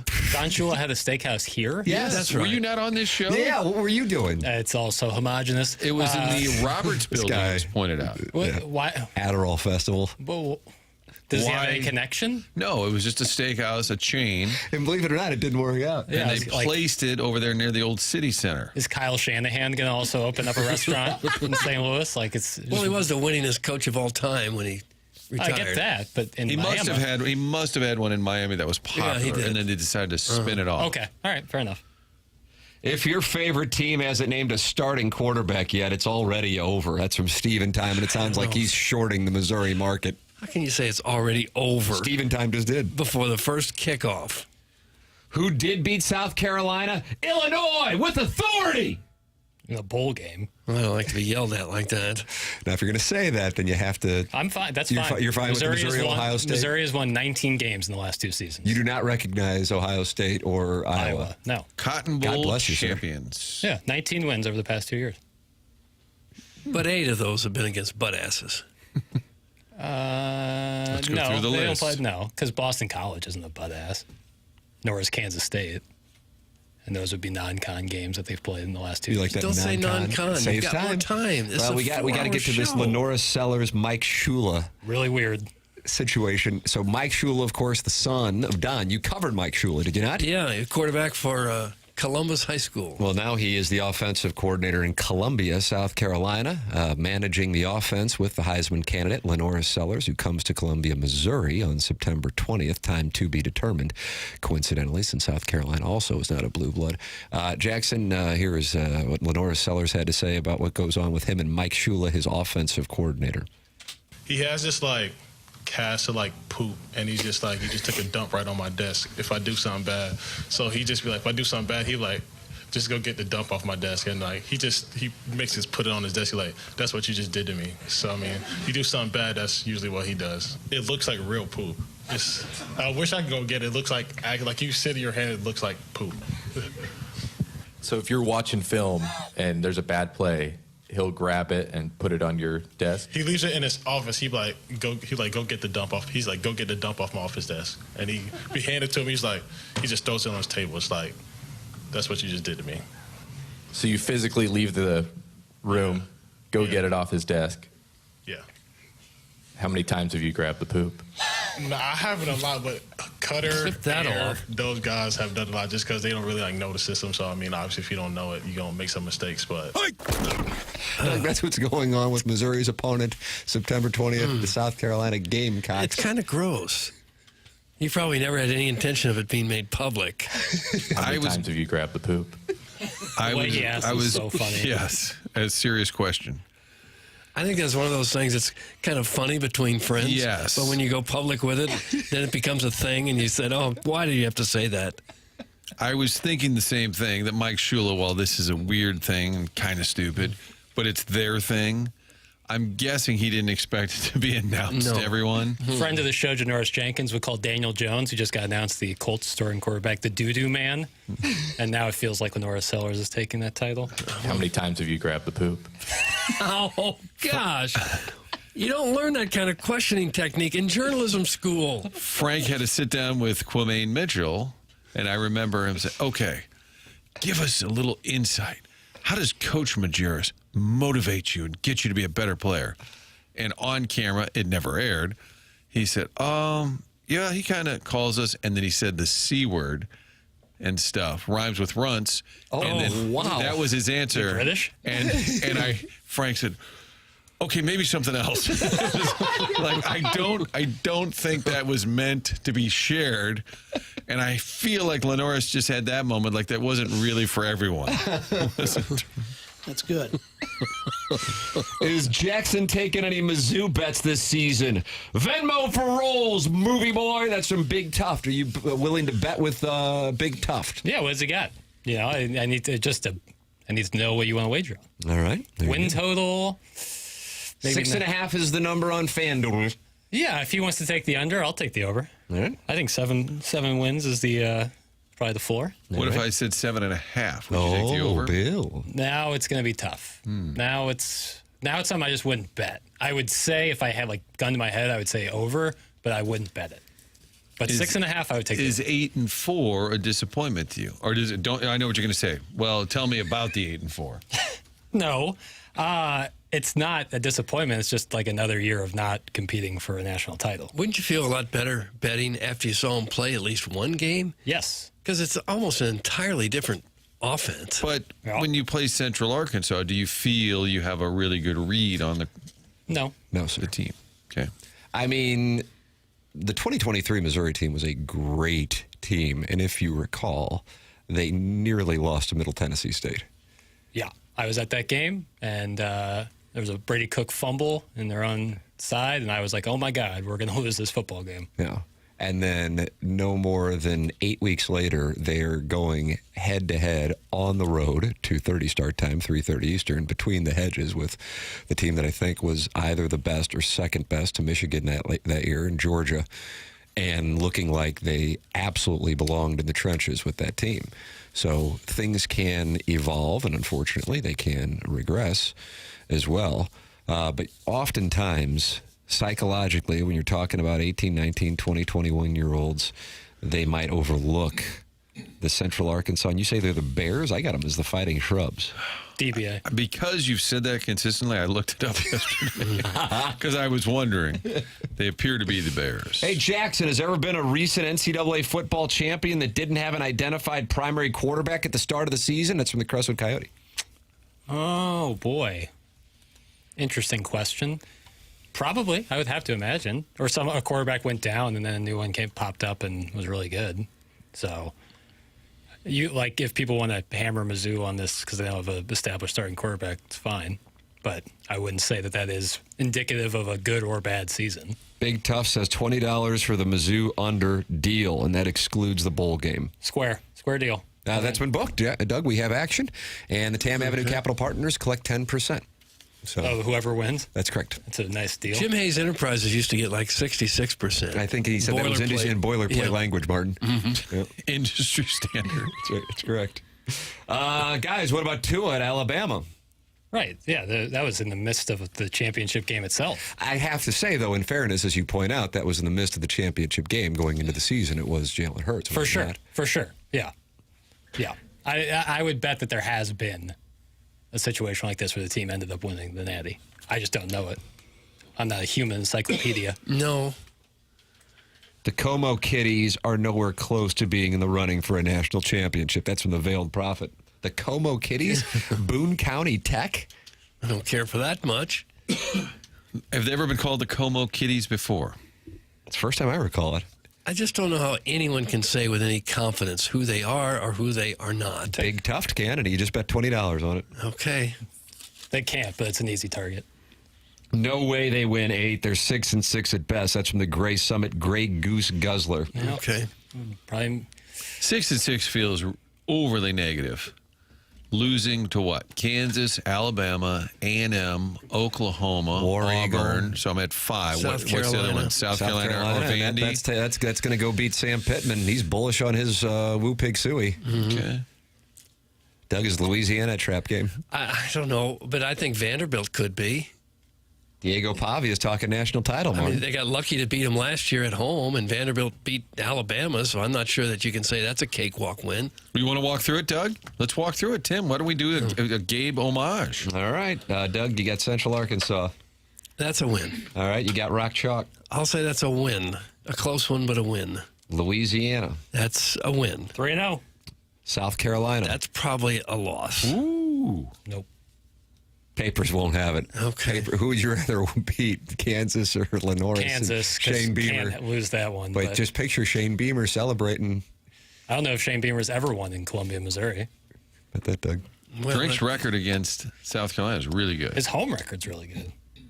All right. What about the Minutemen and the foliage? They'll win that one. Okay, so you got them at 4-1 as we go into October. Yes. All right, October 4th, we got a bye. Yeah. Then it's Roll Dam Tide. Probably lose that one. Okay, now we're 4-2. Now we're going on the plains and War Dam. Probably lose that one. Oh, Bill, 4-3. Yeah. Now we're going to see Diego Pavia, and he's going to be motivated after last year's overtime. And his grandkids are coming to that game. It's going to be a big family game. So it's a close win for the Tigers. 5-3. Now they head home to take on the Aggies and Bike Elko. It's probably a loss. Bike Elko. 5-4. You think they're going to lose to A&M at home? Well, if That's I'm not an guessing like everyone else. I'm guessing. Hey, that's not an outrageous. Cancel the bet with It's Big not Tuft. outrageous. Buy but- out. He got Doug over there contemplating Vanderbilt. I'm like... Well, that's not an automatic win anymore. It isn't. Losing to A&M at home is not outrageous. You seem appalled. It's like losing at home. They lose at home a lot recently. There's a couple here and there, yeah. A&M's ranked right now. The last home loss would have been LSU. Was it against the Jaden Daniels-led LSU Tigers? 2 years ago? Was that Malik Neighbors? Yeah. I'm trying to think. Did they lose at home last? I don't think they lost at home. How many last year. really quality teams have they beaten at home? Oh, Doug, don't do it. You're not going to have a good day on Tiger Board. How many quality teams? Yeah. Kansas State was ranked at the Because time. last year's 3 losses were all on the road. Yeah. That is correct. So I think LSU would have been the last home loss. Okay. I'm not saying. I'm just, home field advantage really matters in college football. How the hell does Missouri get the easiest schedule every year? That's some Dem Hogs. Luck. Mizzou versus Mississippi State. That's Stingray. He's coming to town. He's going to do a forecast. That'll be a win. Okay. 6-4. Yep. Now they're heading to Boomer Sooner. Was that 73-0 or 77-0? Well, it wasn't. It was ugly. Whatever it was. Well, just because Jackson's so upset, I'll say they'll go on the road and win. We'll go on the road and we'll win. Losing to Oklahoma in Norman. That's yes. On the surface, yes. Yeah, I'm with you on that. That's a loss. No, I'm saying that's a win. We're going to win this one. Okay. So now you're arguing with Doug over a loss. Sweating out Vanderbilt. And then they're going to win Arkansas. Sam Pittman's high on that team. There's your 8-4. All right. You good with that, Jackson? Yes. Yeah. I've said 8-4. I think that's the number. October 7th, 2023 would have been the last home loss, which was the LSU game. And that's when I needed to excuse myself from my family. To go watch Gabe's post-game show. Yeah. Your family was huddled in a dinner or some religious ceremony. You said, "Excuse me, I must go listen to a post-game show on YouTube. I'm 46 years old. I'll be right back." God almighty. Boy, that's smart. I don't like to say it. I'm not proud of it. Well, but you did what you had to do. Hey, Dem Hogs. Mizzou gets the easiest schedule of year because the Hogs are on it. Dumbass! It's from John Gruden's burner. It is a dub, that being the rivalry game and getting Arkansas as opposed to Tennessee gets Bama or something. That's fortunate. Helps, Jackson's unbridled optimism for the 2025 Mizzou football season should be studied. Bro, they're not going to be good. That's from Mr. Licks. How do you know, though? Mr. Licks, call in. Like, it's just like so easy and like it's cheap pop to be like, oh, Mizzou's going to suck again. Like, yeah, there's 136 FBS teams. Like, only one gets to win. So the thing where it's like, oh, they won't win a national championship this year. Well, the odds are stacked against them pretty heavily. Mm-hmm. But to say like, oh, they're going to suck is just like too easy and convenient. It takes no nuance. It sucks. Cheap pop. That's my favorite. Cheap pop. I always think as long as you're competitive, if you can play a good game against any team that comes down the pike, if you have a shot in the last couple of weeks, that's enough. That's enough for me as a fan. Michael Wellington, friend of the program, has just texted and says $100 says Vanderbilt beats Mizzou. Ask Jackson if he'll take that wager. Straight up, $100. Yeah, you don't even have to give points there, Papis. I'll do 20. He's managing his unit size. Okay. Yeah. I'll do 20 with Welly, though. Straight up on Vandy. Yeah. You don't even know who your starting quarterback is, son. It's fine. You're a true son. It's fine. You don't care. The SEC umpire is on the Callier and Thompson phone lines. Okay. Let's see what he's got. SEC umpire, you're on with Doug Vaughn on 101 ESPN. Guys, thanks for having me. Dougie, quick question since I know how good you are with years. What year did Kerrick Jackson take over as the head coach of the Mizzou Tigers baseball? Come on now. 2020. Kirkwood guy. Jeez, give me a second. How about 2023? I think it's only been 1 year or 2 years. Did you cheat? Did you just look that up on your freaking computer right now? No, I can vouch for him. He did not, sir. He's only been there a couple years. Yeah, so you're right, 2 years. And here's the thing: Kerrick Jackson, in my opinion, he's been great for the program. And I know we're talking football here, but the really question is, how do guys recruit guys from different? If you're going to come play in the SEC, who's going to come to play to Mizzou? Rather, only for playing time, it seems like. Then they know they can transfer, most likely. That's football, baseball, all the same. So who is going to come play at Mizzou when you could go potentially be a number 2 running back for Alabama or whoever? Why are you going to come here? And how do you keep those guys here? Money. Because that would be the only thing, right, Jackson? That would be the only thing. Yep. Yeah, I mean, that's how anyone gets anybody. Yeah, I agree with that. But so to me, it's like they've been in the SEC for how many years now? How many years has Mizzou been in the SEC? Was it 2013? 2012 was the first season there, SEC umpire. All right. Thank you, sir, for that. And how competitive would you guys say that they have been overall in football and baseball? Okay, you're combining football and baseball. Classic combo. Okay, I would say football more so than baseball. Is that fair? Yes, absolutely. Yeah. Okay. Well, you would think in baseball with 2 baseball large cities within the state, St. Louis and Kansas City, you'd think you could get enough players to be competitive. I think they could be competitive, but if we're talking about trying to go to Omaha and the baseball realm, or we're trying to get to the college football playoff in football, when have you last even been a top 10 ranking in football? And again, 2023. Finish the season number 8. Great. So then, sideways with Jackson. I love the SEC umpire with his great umpire takes, but what I have to ask, what are we talking about? And so I'm just wondering, how are you going to get recruits to come here other than money and stay? For football or baseball? You're combining the two? You can pick either or, football or baseball. Well, they like the coach. They like the money that goes with it. They like the school. I guess, how do you get recruits to stay anywhere? Playing time and money. In my opinion, that's what that would be. Because if you're looking to go in just to win, you could go anywhere in the SEC almost to at least, be considered to go to a championship, whether that's baseball or football. But if you're looking to play, you would take somewhere, a less money deal potentially to not ride the pine and to be better, or to be your starting running back at a lesser school. And so it's like, am I looking to go and win championships with a big school and get a decent education, or I'm looking to increase my draft stock, or am I looking to try to get in the Pro Bowl as soon as I can? And Mizzou just seems like it's kind of I can go to Mizzou and play, but Am I going to start? Probably not. I'd rather go to Florida and ride the bench if my starter gets hurt. Now I'm going to go and compete and be on a top-tier program. Mizzou's been better than Florida the past 2 years. Maybe a bad example. Got that. Thank you, Jackson, once again. But I was just curious what you guys thought. I'm not going to keep any more of your time. I'm going to run out here. I'm probably boring some folks, but I appreciate your time. Y'all have a good day, guys. Thank you. That's the SEC umpire. Guys, if we're just calling in and talking off-subject conversations, can I call in and talk about bananas? That's from the last MySpace user. Doug, you did want to talk about SEC baseball.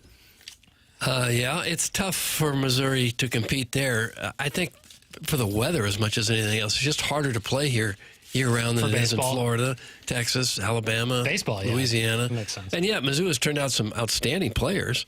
Max Scherzer, Ian Kinsler come to mind just lately. Were we talking about baseball? No.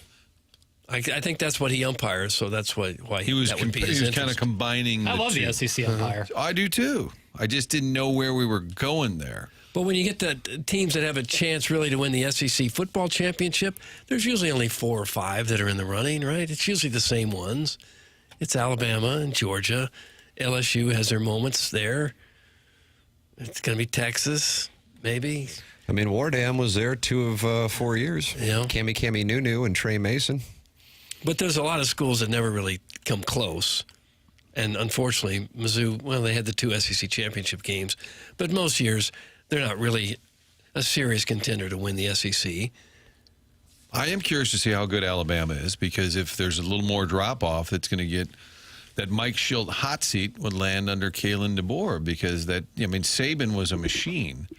I just think naturally there's going to be some drop-off there. It's going to be hard to maintain that. So if you're ever going to get Bama, you got them at home, Tim. I think if you're going to get Bama, you better do it soon. 11 o'clock, though.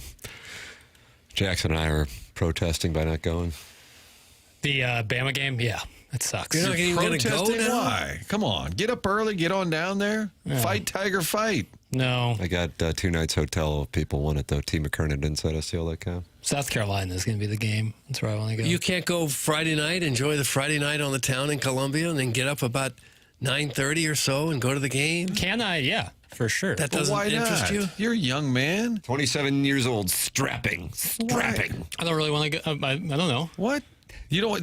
If you told me Mizzou and Alabama were playing and I went to Mizzou, I'd say, is it at midnight? I'll go. Is it at 6 a.m.? I'll go. It's Mizzou. How often does Alabama come to town? Tickets are expensive, man. Okay. Well, I thought if you had tickets. I don't. Okay. If I had tickets, So if somebody offered you tickets, you would go? Yeah, probably. Okay. I thought you were just protesting the time. No. That's me. I'm the Tim. one protesting the time. I do dislike the time, the start time. But it's not enough to keep you away. I got no allegiance in Texas or Ohio State, and I'm upset for them that they got an 11 o'clock kick. Yeah. And also, I'm different than a situation like Tim. I don't have kids or anything. Like if I'm going to the game, it's just me, myself. Somebody offer papers a ticket, and No, I'm not. Look at that. Ride along, share a ride. Jackson, you can go with a listener. Yeah. Yeah. No, you go. You don't get to pick him. You don't get to pick the listener. You just have to go with him, and he's driving. You're going to get some invites. Yes, they're coming in. Text in if you want to invite Jackson to join you for the Alabama game. Roll Tide. All right, it is TMA. The program is brought to you by Brown and Crouppen here on 101 ESPN and the TMA STL YouTube channel. I'm going in the TMA STL YouTube channel. I'm going to talk it over during the commercial break. We welcome you to email into the program the morning after at InsideSTL.com for the Design, Air, Heating, and Cooling email of the day. It's TMA 101 ESPN.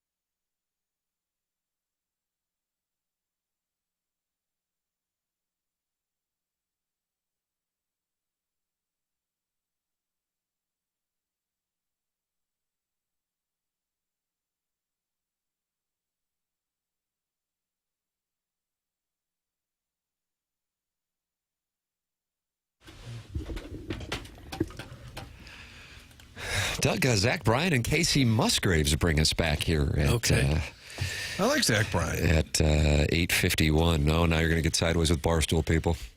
And it's a shame Chairman Kurt's not in here for that take. That's over my head. You're not familiar with that background, I gather? I heard that he's canceled-ish. Doug, has he been canceled? I don't know. I don't know. But he's in the crosshairs of. I don't know the story. He was dating a Barstool personality, and then they broke up, and there was some gossip being spread about this, that, the other, and Twitter wars. Ooh. It's just really, yeah.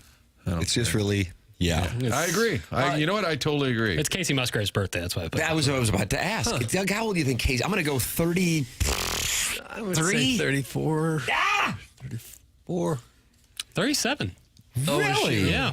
She looks really good for 37. She's great. Well, that's not an old person. No, not at all. But I'm saying. But for Pappas, she's 10 years older. I guess. That's looks true. pretty good for 37. As soon as it came out of my mouth, I was like, oh my God. 30s. That's not how I meant for it to sound. But she looks younger than 37 is what I'm saying. That's going to cut into your opportunities to ride along to the Mizzou Alabama game, making comments like that. Certainly with Casey Musgraves. During the commercial break, I went into the Michelob Ultra YouTube chat, and Jackson, there was an offer. I got to scroll way back. Doug's Fixed Gong says, tell Jackson I have a suite on the 3rd floor of the north end zone to the Bama game. All are welcome. North end zone is... Oh, let's go. A won't be done, construction will it? site. Well, I'd sit in a construction site. Yeah. Like I have to wear a hard hat? If there was just a little bit of food. I'm going to need a little food what to are you get to a game. tasting? Hot dog? Pretzel? I don't really want a hot dog. How about a pretzel? Pretzel's okay. You're going to have a hot dog and like it. Nice. Can it be a bratwurst at least? Yeah, all right. Okay. What are you putting on a bratwurst? Mustard? Ketchup. Really? Ketchup. Good for you. It's X, Jackson. Why do you continue to call it Twitter? That's from Eric in the Central West End. Oh, Lord. Here we go. It's the 8 o'clock hour winding down. And Tim, is he on the ropes? You never know with Papers. Sometimes things that don't think you'd upset them, get them going. And that might have been the one. I think X is just a stupid name. I still call it Twitter. I do too. Everyone knows. Changing it. When I say Twitter, no one's like, what's that? Yeah. You know? Boy, I'd love to see Tim, Wellington, and Ash with that Casey Musgraves while I watch. Tim's first. Thanks. That's from the recovering alcoholic from Belleville and Webster Groves, Doug. He is a longtime sponsor of the program, and therefore I think one of the deals is his texts have to be read. Hey, Film Bitch. Yo. I have a box in the south end zone for all home games. If you want a seat in the van, I'll save you one on my lap, but you got to show me what them cheeks do. That's from the self-made stay-at-home Ledoux mom. How bad do you want it? I have to earn it? Mm-hmm. With your cheeks. Oh, it's tough. Agree, Marty. It's always going to be Twitter. That's from the prostitute. And then you have to label it X, formerly known as Twitter. Yeah, what is that about? You have to always say, formerly known as Twitter. It's like Prince. Is there any game out there in any sport that you would be willing to go to if it required you to sit on another man's lap for the ride to the game? That was from a lady. It's a self-made I doubt it. Yeah. Like if it was like you get 4 days at Augusta and then the place to stay. That'd put the man to the test. Right? Like, wouldn't you do that? You'd sit on another gentleman's lap for the ride down to Augusta, Georgia? Like the whole time I have to be? That's right. What's that, probably 9 hours? That's right. I think it's probably, I'm taking the over on the 9. Oof. Doug, what is it, 8 to ATL? You got a couple more. That? Yeah. Come over here, Papers, and sit on my lap. I got me a green and that's jacket. Chairman Fred Ridley? I'm a 6 foot, essentially grown adult. And so Essentially grown. And so to sit in another person's lap, who's also a fully grown adult, would be pretty uncomfortable. And you can say to him, hey, you look pretty good for 37. But for 4 days at Augusta, or maybe like a World Cup final or something, if that was in Kansas City, maybe. Mm-hmm. This is Drink's deepest, most talented team. The defense is going to be the best he's had. Anybody predicting less than 8 wins just doesn't know what they're talking about. And it's from a gentleman named Brian who lists his entire mortgage company in his branch. That's quite the that text. sometimes happens. Yes. Because we use Google. What is this? What service? Google Voice. And for whatever reason, Great Ape Auto Detailing, for example, there was a pastor from a church that sometimes the names are saved. Yeah. And they're not saved by Papers here. They're just saved. Yeah, you might be using like a Google account to send in messages. It looks very official. Yeah, and people are like, whoa, wait, I didn't know I was doing that. And then they asked me to change it. That's why I didn't say his full name, but it was a very serious take. Somebody else pointed out that Alabama has all these 5-star recruits. That's great. There have been a lot of great recruits or coaches that have loaded rosters that don't deliver. I think there's pressure on Kalen DeBoer.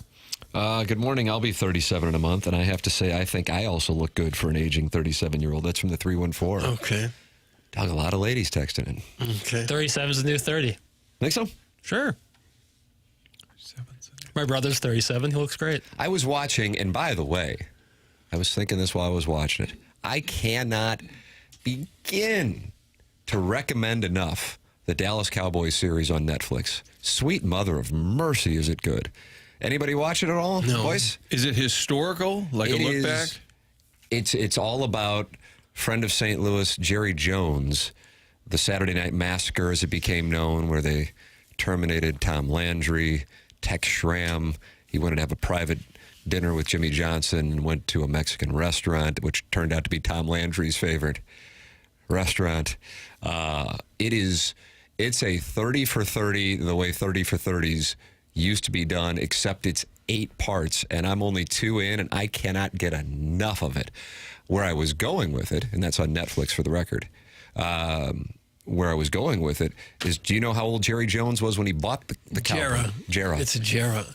Just like it's now Tuesday in Columbus, Did you buy him in 88 or 89, somewhere around that area? He had to mortgage like every penny he had, Yeah, right? there's a lot of Jerry West, not Jerry West, what the hell was the name of the owner from Dr. Jerry Buss. Dr. Jerry Buss, yes, going on there from Winning Time. He's probably 47, 48-ish. 46. Okay. And he looks, by 2025 standards, like a guy in his, I would say, 60s. Back then, you mean? That's right. He always looked older than he was. That's correct. And then Jimmy Johnson, when they had their falling out, made fun of the Brio work that he had done.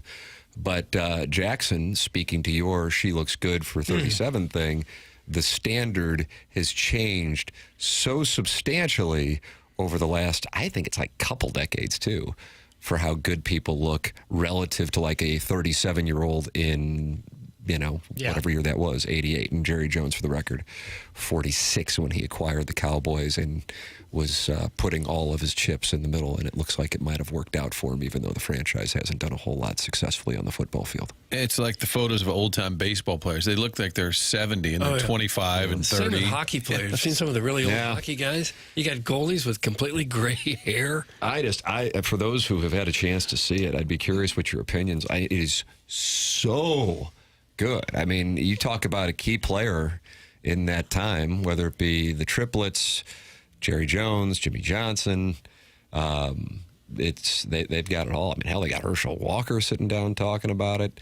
It is an A+ production, and sometimes some of those Netflix shows kind of go, okay, like we're talking with like the guy with a podcast in College Station, and now we're going to do a series on Johnny Manziel.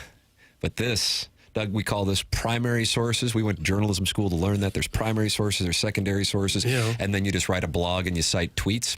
Right. This is primary sources, and it is outstanding. So there's nobody wearing headphones that's hologrammed over video of Jerry Jones talking Jackson's about favorite thing. Yeah. Are there former players being interviewed too? Oh, yeah, your guy, Michael Irvin, your friend. Okay. Troy Aikman, Irvin, Emmett Smith, all kinds. I mean, Charles Haley.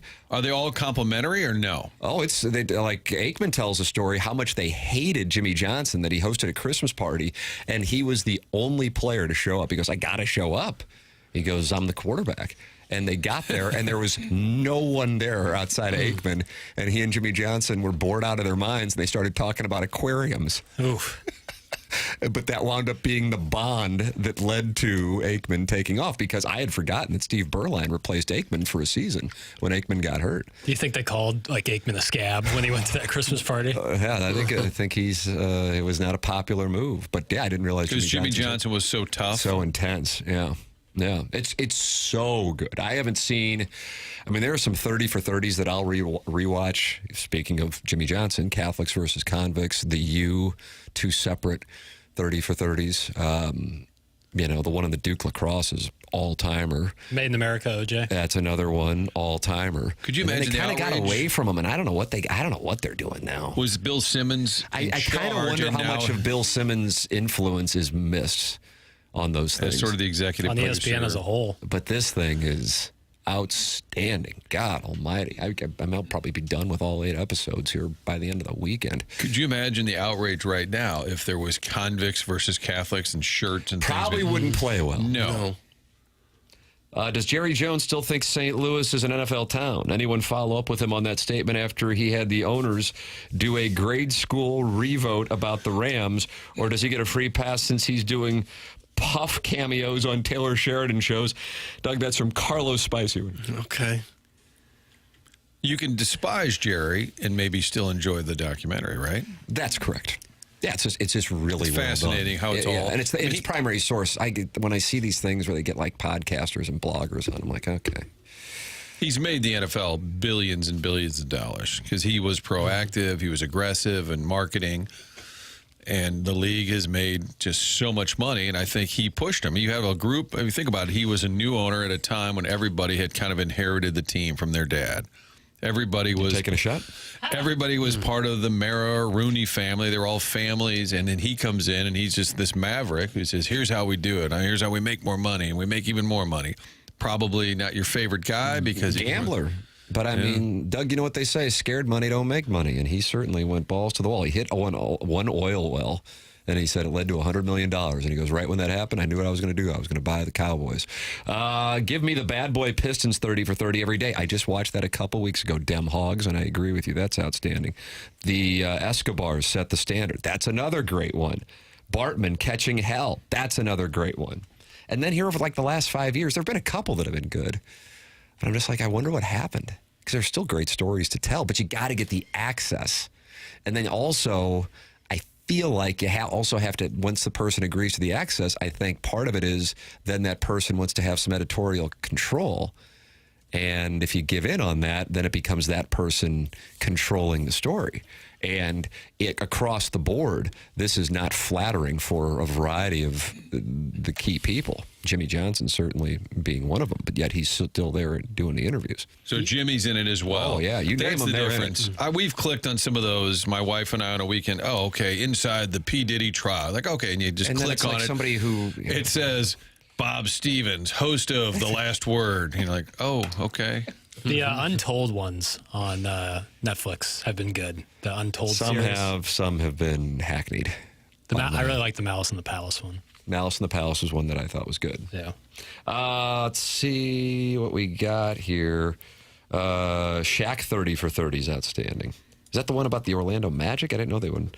Let's see. Warson Woods Wacko, Sam Horn reporter says, watched 3 episodes, and it is good. It's incredibly interesting to realize what a showman Jones is. Losing $1 million a month cash flow and just selling the brand was incredible. Jones is the ultimate sales guy. That's from the Warson Woods Wacko. Yeah, he was losing $1 million a month on the Cowboys. I think Warson Woods Wacko, Sam Horn reporter, is now going to be like X, formerly known as Twitter. Like, you're going to always attach that to his name, whether he is or isn't the starter. Speaking of Warson Woods Wacko, Mr. Licks is on the Callier and Thompson phone lines, Doug, and he is not happy with Paul from the wealthy part of West County. Stock recommendation. Good morning, Mr. Licks. Good morning, Tim. I hope you're doing great. Mr. Licks, it's always wonderful to talk What about with us? What about the rest of us? I'm mostly concerned with Tim. And actually, I was listening last night to a old TMA. It had to have been from 5 or 6 years ago. And Tim, you were talking about an injury you had to your thumb. How is that doing? Oh, for heaven's sakes. It's much better, Licks. Thank you for asking. Good. Did we ever figure out what was going on with that Dustin Johnson and Paulina Gretzky lingerie photo shoot? We weren't talking about that. Well, a couple months ago, he posted like a set of pictures of him and Paulina, like at their house, looking all seductively into the camera, and she's wearing like lace lingerie. Doug, you posted these pictures? I didn't post it. I haven't seen it. Would you like me to take off my boy panties? That was a video I did. And he's wearing... Well, he's wearing a blazer with no shirt underneath. You just see his hairy chest. Okay, why does that interest you? Because it's hot. Yeah, Doug, don't kink shame. Okay. Don't do it. I'll do right. it. And I don't... Do you know, Doug? Like, why did he post that? I didn't know it even happened until right now. I'm not aware of it. I don't think it was an anniversary or birthday. And I can't look away from his eyes. He's just staring right into the camera, like no smile. Okay. And you like it? I don't know. You like this? Yeah. You do? Yeah. Okay. Cake shame, Doug. I like it. Okay. Hey, all right, real quick. That SEC umpire, that's the worst call I've ever heard in my life. Well, I don't know. We've What had some was his bad ones. point? He just kept going, well, what are they going to do to recruit? I don't know, dude. What was he talking about? In fairness to Licks, it did seem like he had talking points and he was sticking to them, whether or not new information came in or not. That's true. I like to do that too sometimes, though. Okay. Sometimes you dig in. I will say real quick, Mizzou, I think is going to beat Arkansas because I went to DisneyWorld a couple weeks ago, and I had one of the worst experiences of my life. What happened? First of all, the ratio is all wrong. It's 80% Disney adults and 20% families. Is that right? Really? Off.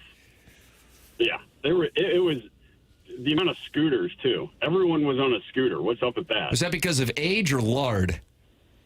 Well, I didn't ask, but I guess lard. There was a lot. Yeah, you got to keep your head on a swivel. America's pretty heavy set. We were in line with my kids to meet a princess, and this couple in front of us decked out in Razorback gear, head to toe. Started chatting it up with Mrs. Licks, and my wife said, "Hey, where are your kids?" And they go, "Oh, we didn't bring them. They're not with us." And she goes, "Oh, they're going to be so jealous, like you're at Disney World without them." And they said, "Oh, we don't tell them that we go here, or otherwise, yeah, they would be jealous." Do they have and I'm just curious how adult you kids? Get to that point in life. Adult kids or young kids? What? Were their kids adults or were they young children? All right, let's get the SEC umpire back on the phone. Well, ask them. Were they young or old? It got to a point where I did not want to continue the conversation with them. Right, but their appearance, did they look sub 50, over 50? Oh, yeah, they were younger. They were 30s. Okay. Oh, okay, so they theoretically have young children who they left at home to go to Disney World by themselves. Wow. Yeah, and not only that, Jackson, they waited in line to meet a princess. That's even worse. Guys, now you're going to kink shame. Well, it's That's one worse. thing to ride the rides because they're fun, but yeah, to meet the princess with no kids. And it's because of that encounter at the Magic Kingdom, Licks, that you've got Missouri beating Arkansas. See, Tim, that's why you're the best. We were in the middle of this. You brought it back full circle to a small point I made, and I already lost track of what I was saying. So thank you. Yeah, no problem. Happy okay. All right, only like one or two more things. I can talk about Disney World for about 3 hours. It was the worst experience of my life. Yeah, it's But rough down there. I have to move on. I would love to get Tim's take on this. It can be quick, but Grant Horvat got a sponsor's exemption into the Barracuda Championship over the summer. And I'm just curious if you support that or if you think it's unfair because he's taking a spot from like an actual, card holder. So is he actually taking a spot or they add a spot for a sponsor exemption? Oh, gosh, I should have known that. I should have come prepared with that. Merry Christmas. I don't know. I guess let's take both scenarios. If he's taking a spot and he's not taking a spot, I guess I know your answer, but let's say he's taking a spot. Well, if he's taking a spot, then I wouldn't be on board with it if he didn't earn it. But at the same time, like a guy like Ricky Fowler gets to play all the time, and he got into the top 50 because of sponsorship exemptions. So I think these tournaments that aren't really high profile do whatever they can to get people to watch. So from a business standpoint, I understand it. But if by the rules he's taking a spot, I can understand how other players and fans would be irritated by it. That's a great point. It's an okay point. I'll just end by saying, Brandel Chambly, you are the most insufferable look-at-me media member that has ever existed, and I hope you never work another day in your life. Thanks, everyone. That's Mr. Licks, Doug, with an attack on Brandel Chambly here on 101 ESPN. Big Pause has weighed in. These callers are asked today. Where's Pestis when you need him? They're crying out for Pestis. Kind of random takes on topics we hadn't even discussed. I enjoy the fact that the SEC umpire's call spurred him to calling because that call was so bad, and then he gave it a run for its money. Bow! Bo, bo, bo! Bo. Email in the morning after at InsideSTL.com for the Design Air Heating and Cooling email of the day. Talk it over with other TMA listeners at youtube.com/TMA STL. This program is called The Morning After. It's presented to you by Brown and Crouppen on 101 ESPN.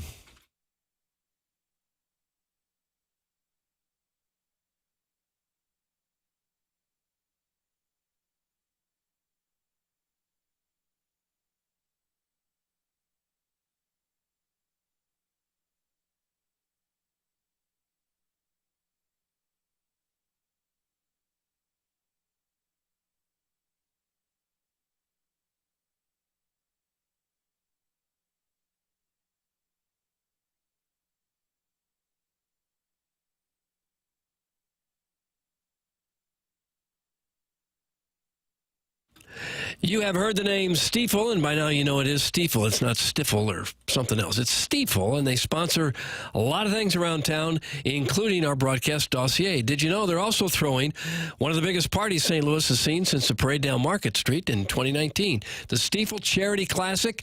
New title, new energy. It's all going down September 4th to the 5th, to the 7th, rather, at Norwood Hills Country Club, where golf legends from the PGA Tour will be here for this great tournament. Did we mention there is a concert? OAR performing live at the Friday night community concert presented by Car Shield. That's right, Of a Revolution is bringing the good vibes, the sing-alongs, and probably a few thousand people who still know every word to Shattered. Friday tickets cost $50. Golf and OAR are included. These bad boys selling faster than a Friday foursome at the Dotem. Any kids 16 and under, active military, veterans, and first responders, you are all in free. So grab your sunscreen and a lawn chair. Get on down to the golf tournament. That's Stiefel again, STIFEL, Stiefel, CharityClassic.com. We will see you there.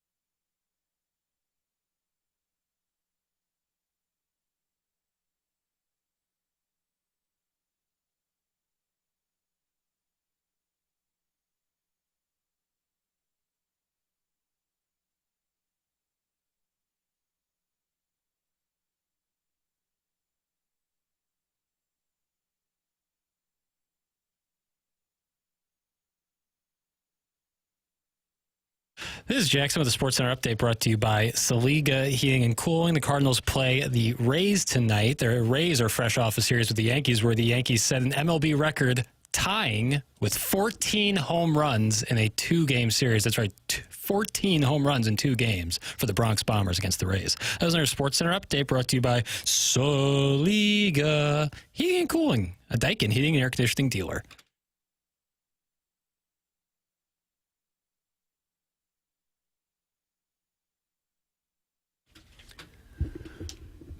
Dirty Dancing 87? No, I don't know the years, Tim.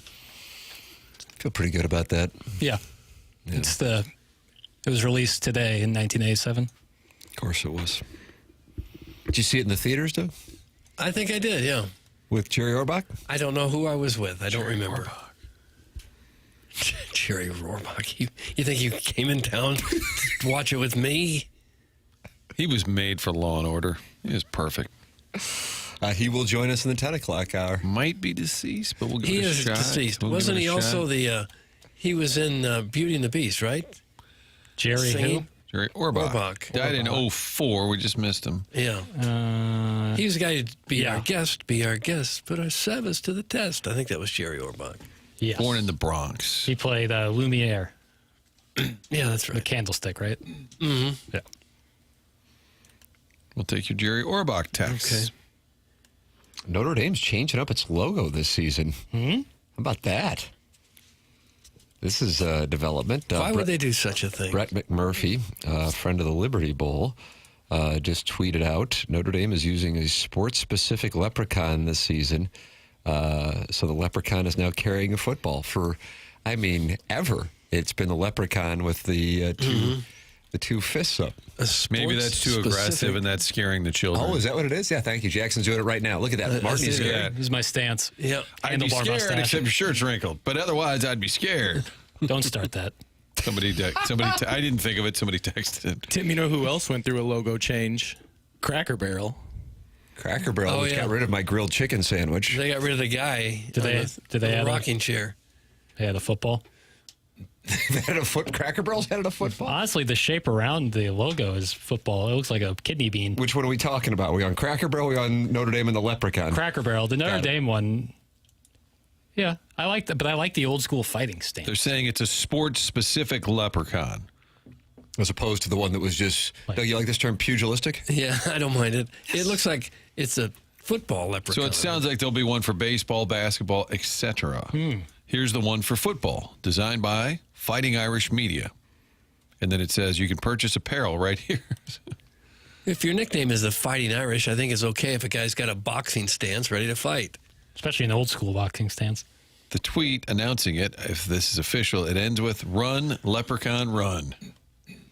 Fight, Tiger, fight. Yeah, I don't mind it. I'm offended by it. Sports specific. Is it offensive that the leprechaun in the logo is bald? Now I'm really now offended it's hitting by it. close to home. Balding. What's the skull shape? He's got a pint of Guinness. Tough to tell with the He's got a football in one hand and a pint of Guinness in the other. It's a receipt. He's turning red and has a microwave. It's a aggressive receding cigarette dangling. Aggressive receding hairline into a chin strap beard. Which one? The I don't original? like this. No. All of them. New and old. Well, the one I'm seeing, he has a hat. But you can still see the. Okay. Yeah. Big Tuft is circling back to Mr. Lix's call and his experience with Arkansas Razorbacks fans at Disney World and saying, hey, guys, Disney adults are the final boss of worst kind of person behind Bourbon Guy and School Board Mom. The worst! Oh, That's from Big Tuft, and he's not happy with Disney adults, Bourbon Guy, and School Board Mom. He has them ranked as the 3 worst people in the world? That's maybe pushing it. I mean, they're not criminals just because they're goofy. I will say, while the Licks call not overly popular with the texters, somebody wanted them to lick electrical outlet, but there was a lot of support for his Disney take. I guess a lot of people have been there and said that their kids have been kind of bum rushed by adults. Disney adults? I didn't know that this was like a thing, I have to tell you. I didn't either. So does it start with you taking your kids and then you just get so in love with it that the kids grow out of it and you just keep going back? I think it probably stems in childhood. Stems, Martin. Like it was your thing as a kid, and you never let go. Right. I suppose there are certain musical shows that go on, and certain rides that you could ride as an adult that you wouldn't take a young child on, that maybe the adults want to see. Could that be what it is? Yeah, I've gone through, done some self-inventory, and it's undoubtedly like weird at first to think about it, but then like when you think of like our love of athletics, and people who love sports will spend ungodly amount of money to go to games. They'll sit in people's laps for 10 hours to get to the game.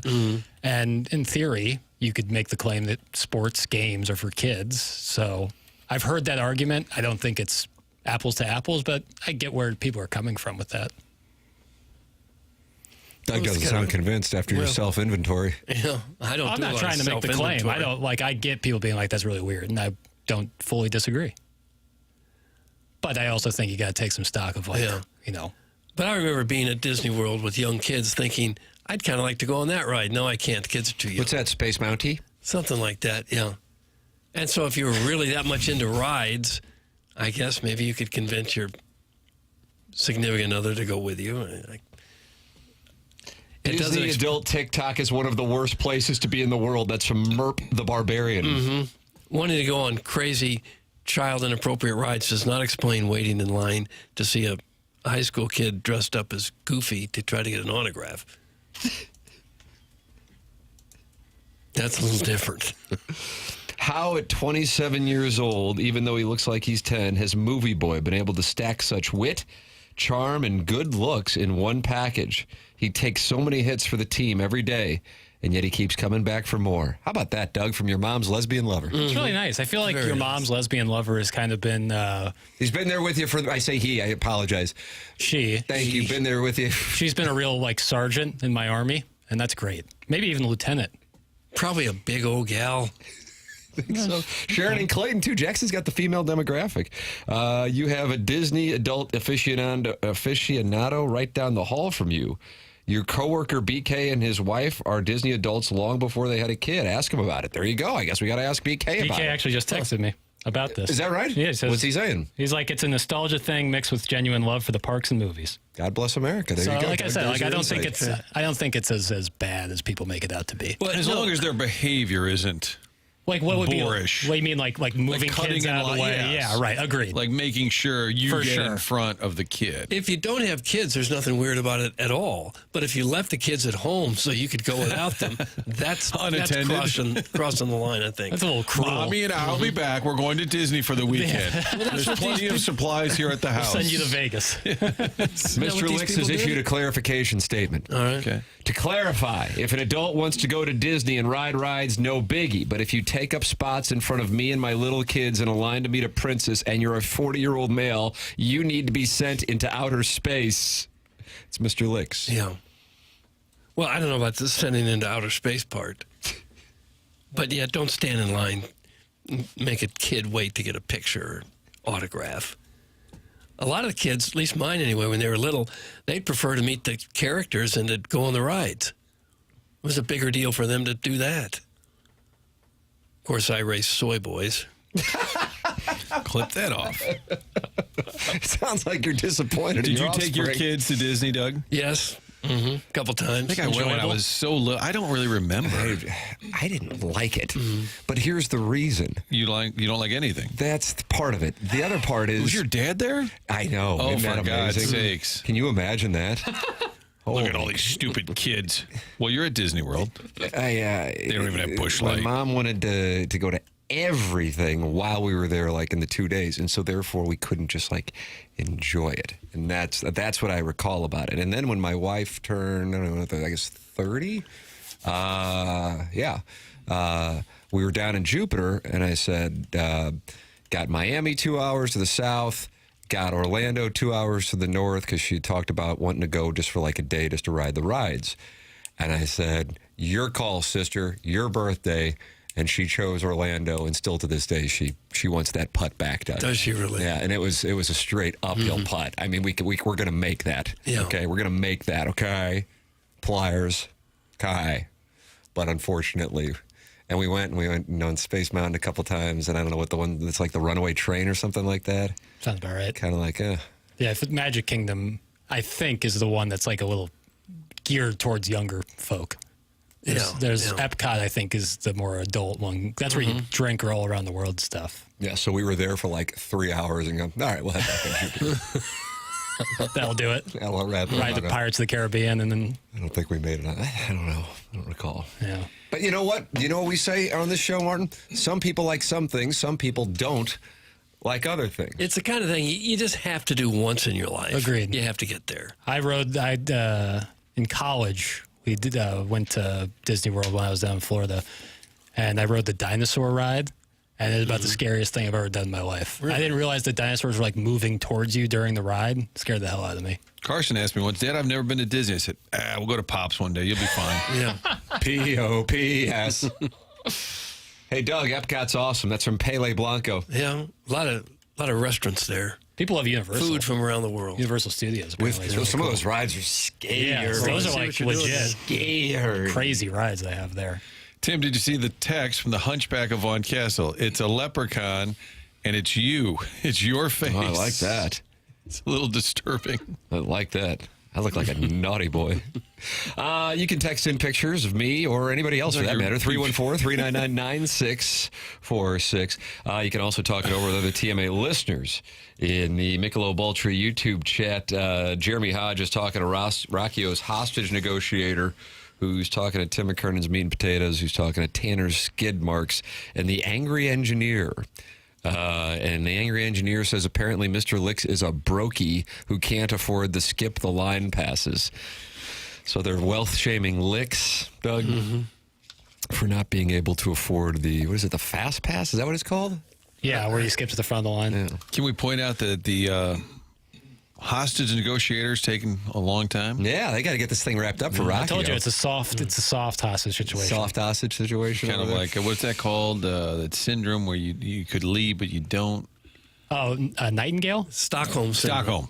Maybe it's one of those. Okay. Where Rockio could leave, but they say, we've got footage of European soccer. And they go, okay. No, Stockholm syndrome is where you begin to side with your captors. Right. Yeah. But you also have chances to leave, then there's but you don't. like Nightingale. That's where you fall. I thought that was the same thing. That is.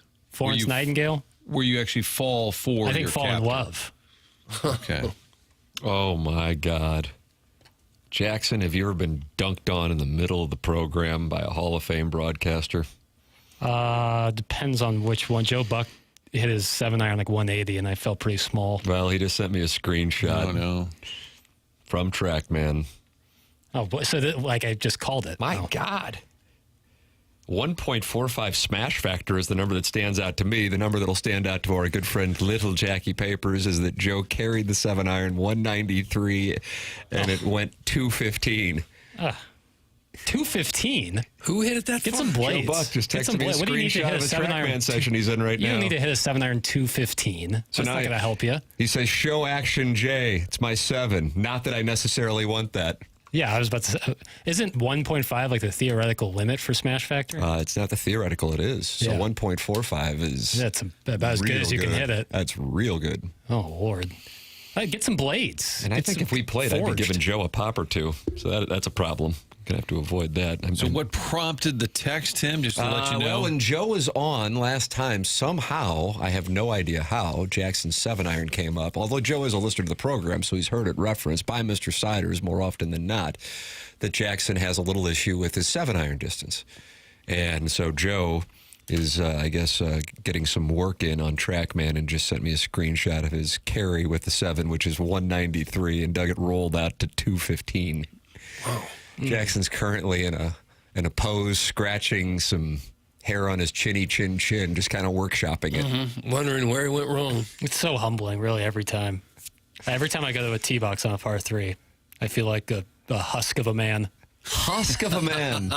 I think it's club face, club path, and I think it's weight shift. Well, and we're going to work on those individually, and we're going to get it right. And the next thing you know, that thing's going to be flying a $190. I can't get you to 215. I don't want to be at 2. Let's be at 215. So you're dunking on Joe Buck? No, I mean 1.45 smash factor that's nothing to sneeze at. But you never have to tell people what club you're using. They always ask. Or be embarrassed by they're always asking, always wondering, what'd you hit to try to use me as a reference point? Oh, and so I lie.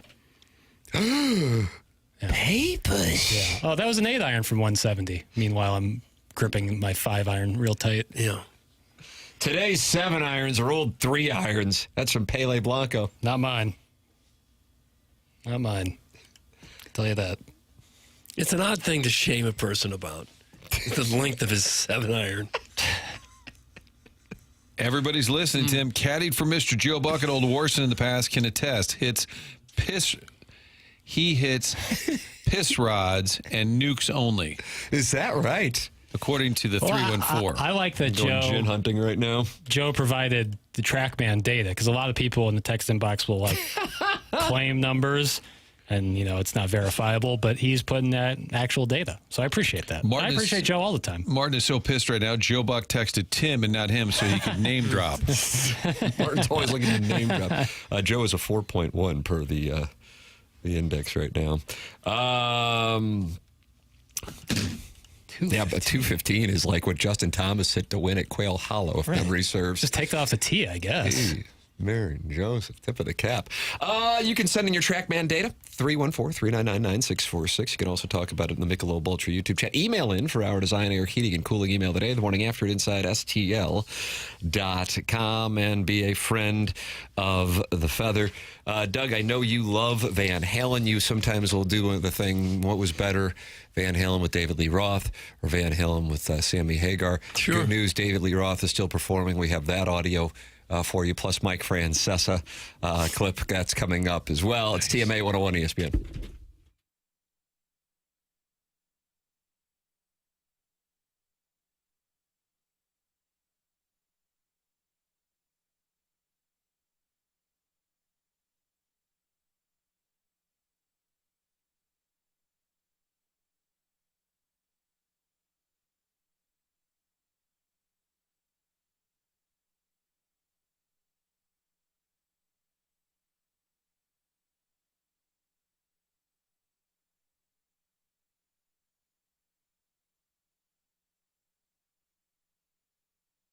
IGotFloored.com. That is the website. IGotFloored.com. And it's the website for Michael's Flooring, which has been family and locally owned for over 30 years. He takes pride in helping and making sure his employees are happy and making a great living. You can go online right now and get 3 free samples from Proximity Mills. Michael's passion is flooring. And when you order from him, he wants you to have the best experience for the best price. And that's why he is making sure he gets the best installers, giving him $7 a square yard. That's incredible compensation in this industry. Just come in or talk to him and you're going to see the difference. They want to make sure they suggest the best thing for you, not pushing what corporate is telling them they have too much of. There is a reason he's continued to grow through the 31 years. Employees love working for him as they feel like family, and he makes sure they are taken care of. And this then rubs off to the families buying the product as they know they have the best interest of the buyers at heart. They have it all, but carpet's awesome, and it is back in style. They have so many varieties of all flooring, and 3 easy to get to locations in St. Louis, in Creve Coeur, in Garden Prairie, and in St. Peters. Come see why people are loving getting floored by Michael, and make sure you visit IGotFloored.com.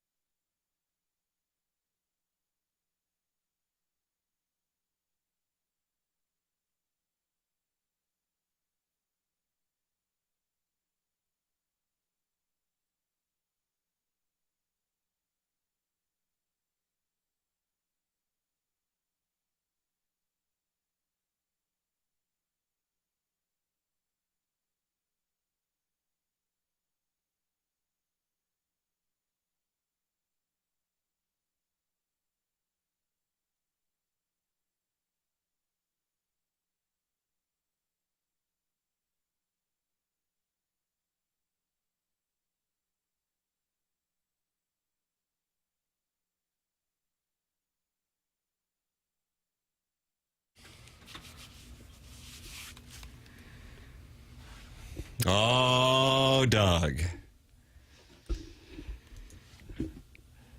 Jackson reliving Hillary Clinton's 2016 campaign. Fun. Wasn't my intent. It was based on who called in? Keith. He was not happy with Missouri baseball. Paul in West County. He's talking about fight songs, and I had this one queued up, and I never played it. We had Paul, SEC umpire, and Licks. Rank them. Licks 1. Ooh. SEC umpire 2. Ooh. Paul 3. Paul's going to make us billionaires. Well, but Paul, we couldn't even get the call started. It was like the technical engine difficulties. The engine wouldn't start on the screen. It wouldn't turn over. Asking a man what club he used is like asking them how long their love is. You just don't do it. That's from Steven time.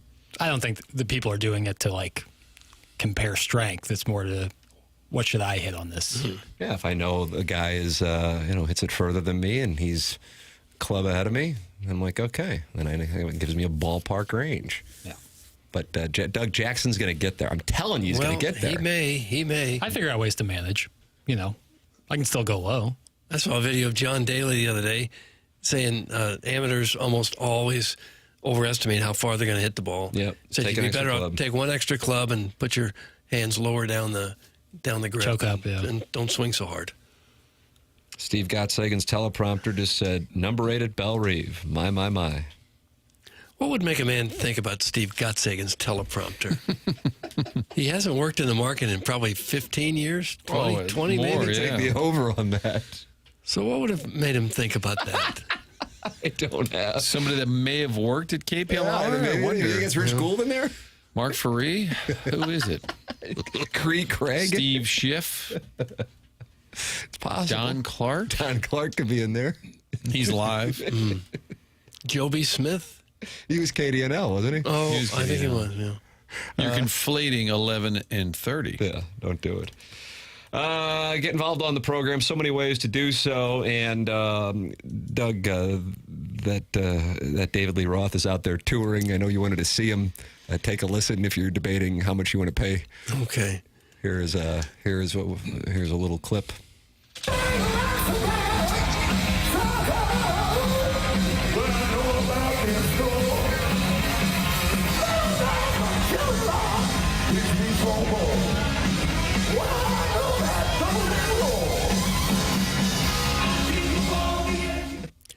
I didn't know what the song was until the end. Was that hot for teacher? It was, but you didn't really get a hint of that till the end.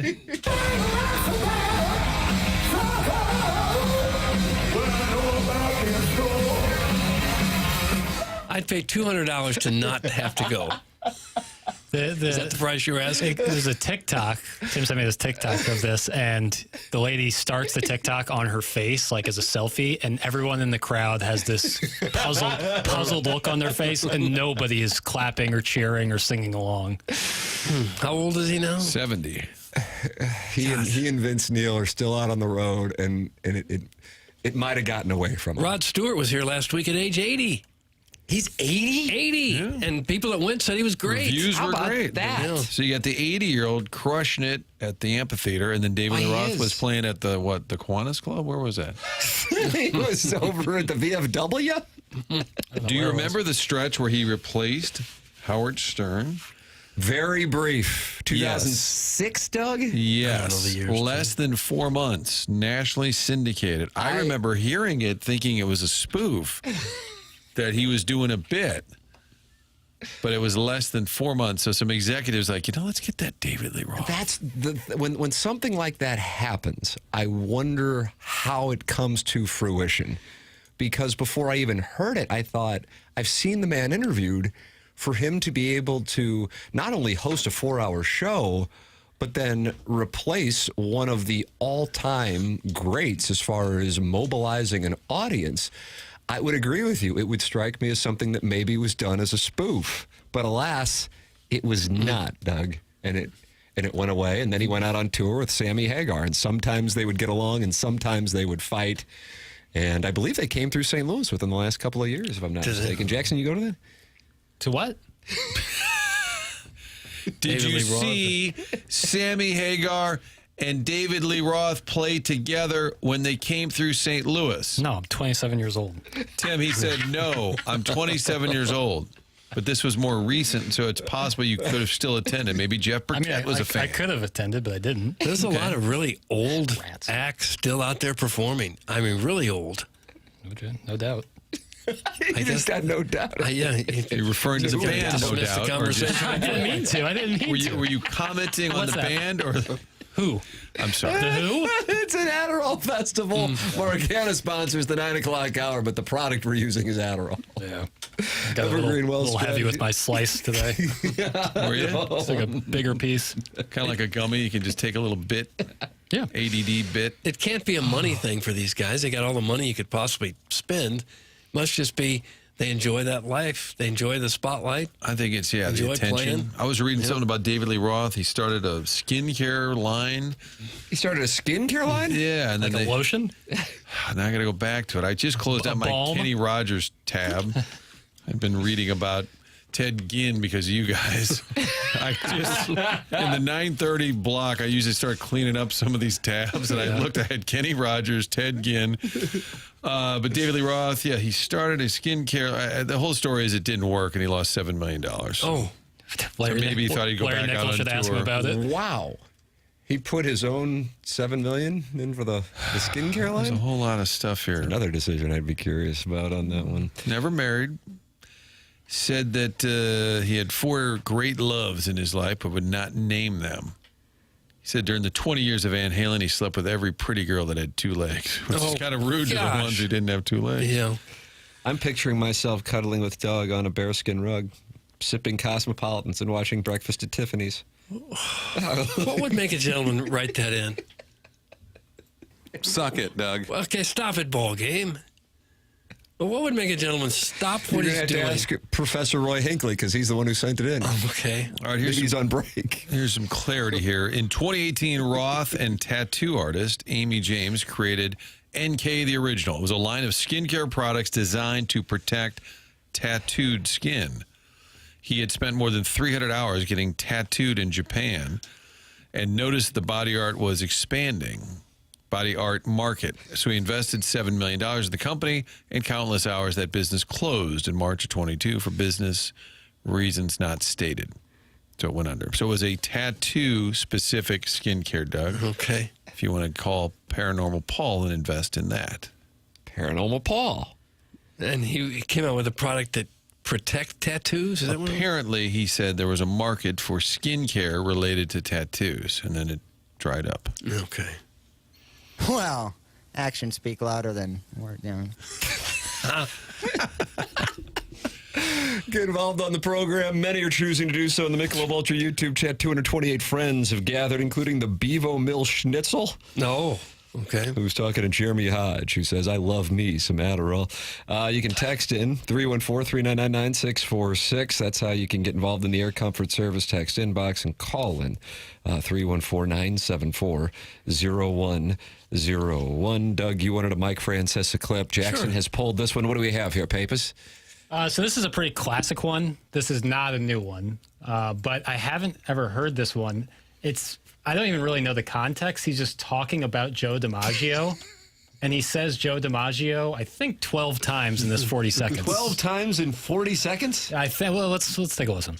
I mean, now listen, Joe DiMaggio is Joe DiMaggio, but Joe DiMaggio at 82 in 1982, 83 is what he is the keeper of his own flame. That's exactly what he is. I mean, Joe DiMaggio's career is not built on Joe DiMaggio in 1982. It's built on Joe DiMaggio in 1941. It's not built on Joe DiMaggio in 1982. Exactly what did Joe DiMaggio do in 1982 except be Joe DiMaggio? That's what he did in 1982. He signed autographs. I mean, it wasn't like Joe DiMaggio was, running the country in 1982. He was being Joe DiMaggio. Joe DiMaggio is Joe DiMaggio because of what he did in 1941, not in 1982. Understand? Yeah, 12. What was the question? Context unimportant. Agreed. Joe DiMaggio, Joe DiMaggio, Joe DiMaggio. 12 times, you're right. 12. Doug, you counted it. You kept the running tab. So he was making the point that Joe DiMaggio as an old man was not the same as Joe DiMaggio as a young man. Right. Groundbreaking. Okay. Can't hardly blame Joe DiMaggio for that. The He was Yankee Mr. Coffee. The Yankee Clipper. Yankee Clipper. Yeah. Mm-hmm. And he would go to Marilyn Monroe's grave every day and put a I thought he had a rose sent every day. Well, that's what Joe DiMaggio does. Joe DiMaggio thinks is he's Joe DiMaggio. Stephen Wildwood says he counted 13. I agree. Chairman Kurt says he's got You said 13? All right. He faced some criticism because apparently every time he would be introduced somewhere, he insisted that he be introduced as the greatest living ball player. Really? Yeah, and there were guys like, Ted Williams and Stan Musial and Willie Mays and Hank Aaron still around. They said, oh, wait a minute. Yeah. That's really... Him and Mickey Mantle had a kind of tumultuous relationship, didn't they? They weren't. I've not close. heard that. Okay. But I guess it's possible. Also, David Lee Roth will be at the Illinois State Fair in DuQuoin, Illinois this weekend. Doug. Surprise. Where? Yes. DuQuoin? Yeah. We should go there as a group. Remote. Kind of below Nashville, Illinois, Okay. over that way. You going to go, Pappas? No. Just to get us some audio? How's about I pick you up on Saturday? We roll down to DuQuoin.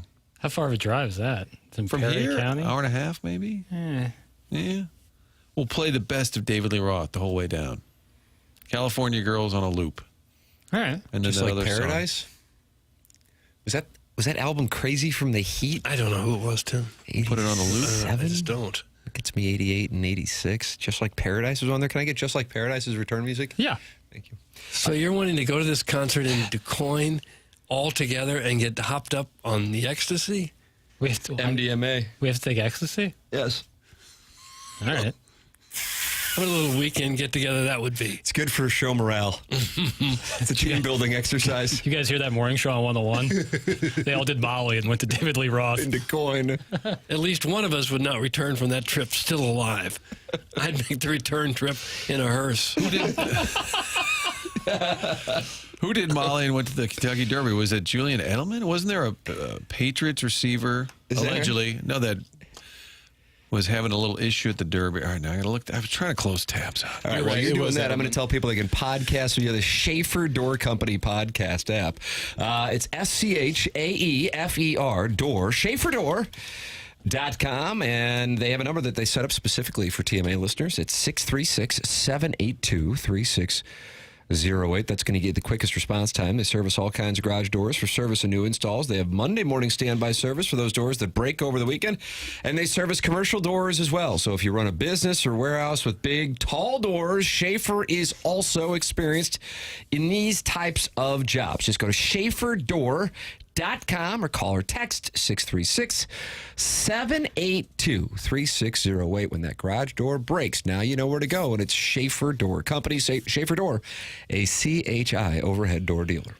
Tim, in 2014, Pro Football Talk reported Wes Welker. Had a former St. Louis Ram. Yep, had a good day at the Kentucky Derby. It turned out to be not so good. His winnings exceeded 57,000. Human error resulted in the Broncos receiver being overpaid by nearly 15,000.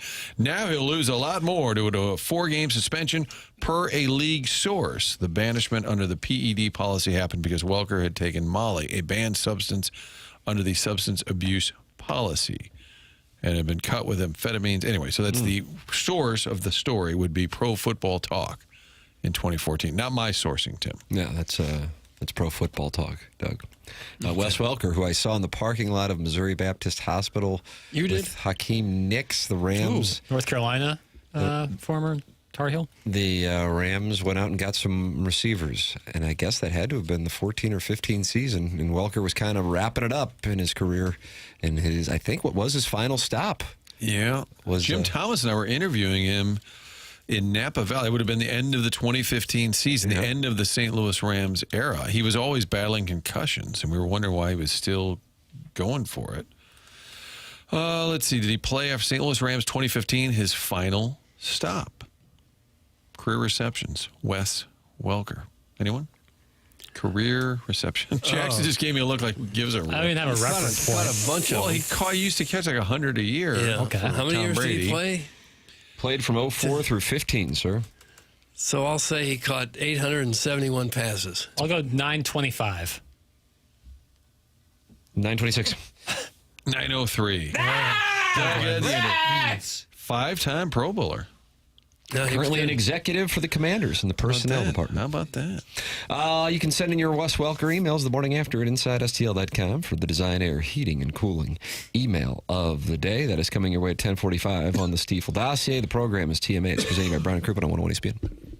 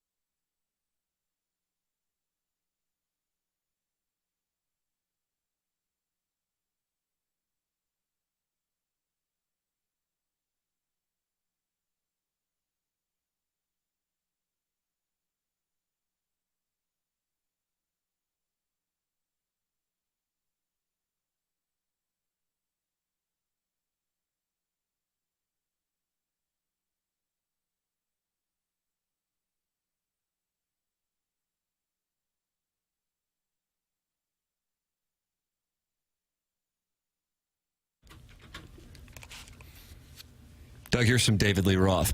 Oh, great. More from the peak era. I can't get enough. Right. This is solo. Did he work with Steve Vai? I don't know who he worked with. This is his guitarist. It's going to be at the factory on Monday. How about that? A lot of texters up on DLR. And for this, since we were born, the coast is clear.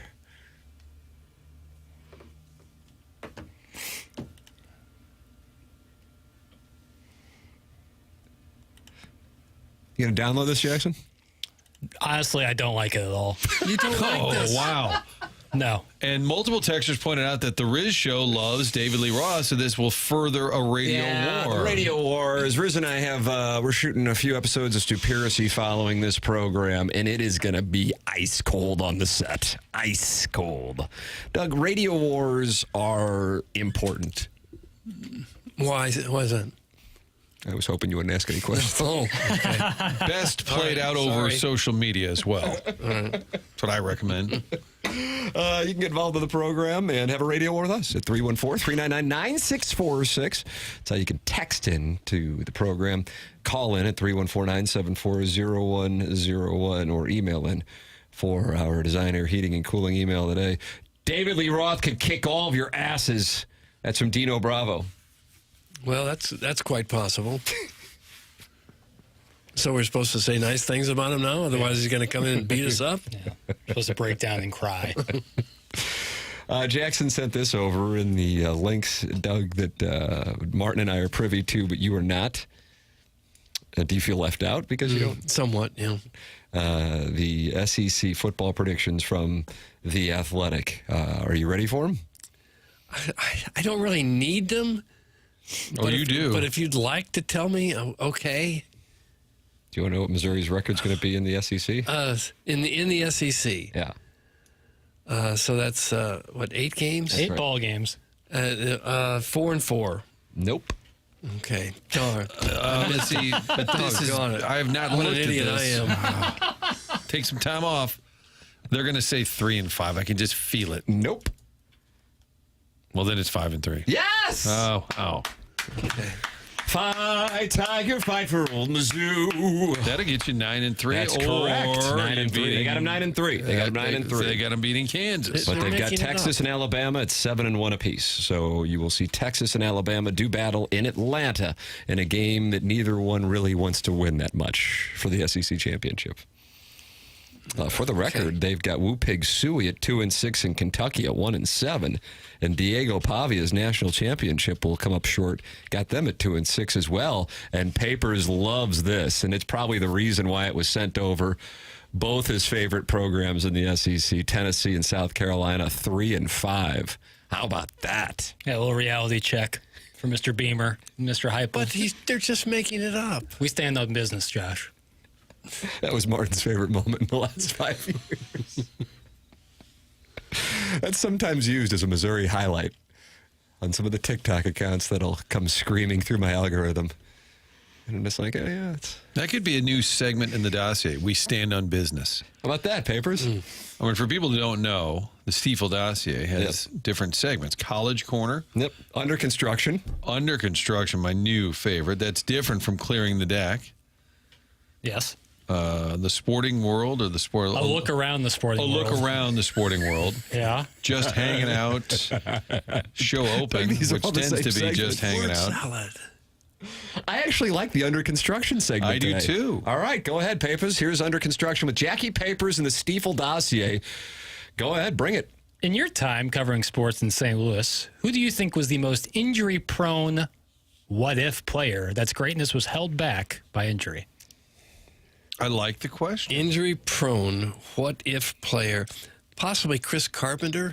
I mean, he still had a great career, but he also missed a few years. Oh, yeah. That may have kept him out of the Hall of Fame. I think that is a great answer, and because he had such a good career, it might fly under the radar because people are just thinking about like the classic, although it's super old reference, is Tony Van Zandt, Missouri running back, who never got to play there or did and just was a shell of himself. Wasn't much. Because he got hurt in a high school all-star game. I always think of J.D. Drew, but he had a decent career and actually was okay here, but we remember him always being sort of injury-prone. but played a fair amount. Alan Bennis is always mentioned. Alan Bennis is a sneaker play that I subscribe to. That guy was sick. Everybody said shoulder issue. had all the talent in the world, but had a lot of injuries. Is there an obvious Blues one? Torrey Krug. Like a classic player that just was always injured. And then I tend to think prospects, too, that just couldn't quite. That's why Chris Carpenter's an interesting choice. Sam Bradford, the St. Charles Illini, says. That's one. And that's Chris Long even talked about how just career-wise, not even just St. Louis, but even after the Rams, just couldn't quite stay healthy. That's interesting. Under David Perron getting votes. I feel like David Perron's had a hell of a year. Yeah, he had a long career, too. But he did get sidelined with the concussions for quite a while in St. Louis. You know it's a great question when it leads to dead air because people are pondering it. Are we missing one? Did you have one in your... No. That's why I posed. Doug, this is under construction. This segment could even have been called Generally Curious. Oh, really? Generally curious. Because that's what I am. All right. What about every former Titan player that the Rams would sign? Drew Bennett. Kenny Britt. Nice. Well, before Fish got here, they would often sign Jacob Bell, Drew Bennett. They were always Cortland Finnegan. throwing a lot of money at that was post Andre Johnson and him scrapping. Titans. Yeah, my brain is stuck on Cardinal players. It just didn't pan out. Yeah, I don't really remember any Blues. Torrey Krug has had about as serious injury as anyone in recent years, I think.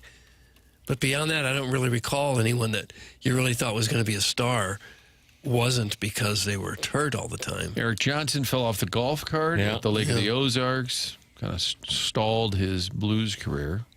And then Adam Wainwright's getting some votes. Lisa's saying, what the hell? Adam Wainwright injuries. He's missed a couple of seasons. Yeah. Yeah, but still pitched a long time. That's the thing. I'm trying, like the Carpenter thing, what if would be how much greater could he have been? Michael Porter Jr., that's from Big Man, Little Kisses. That's a pretty good answer. Denario Alexander's a nice play. DX is a great answer. It's a nice play. When healthy, he was a stud. Oh, he's so good. Robbie Fabry. Yeah, he was beat up a little bit. Doug, what about Donovan Osborne? That's from Baloo the Bear. Well... He was more of a perspiration issue, wasn't he? He and Esteban Yan, both. I think Bradford's a really good call, especially the era there where they really needed him to be great. And he was his rookie year.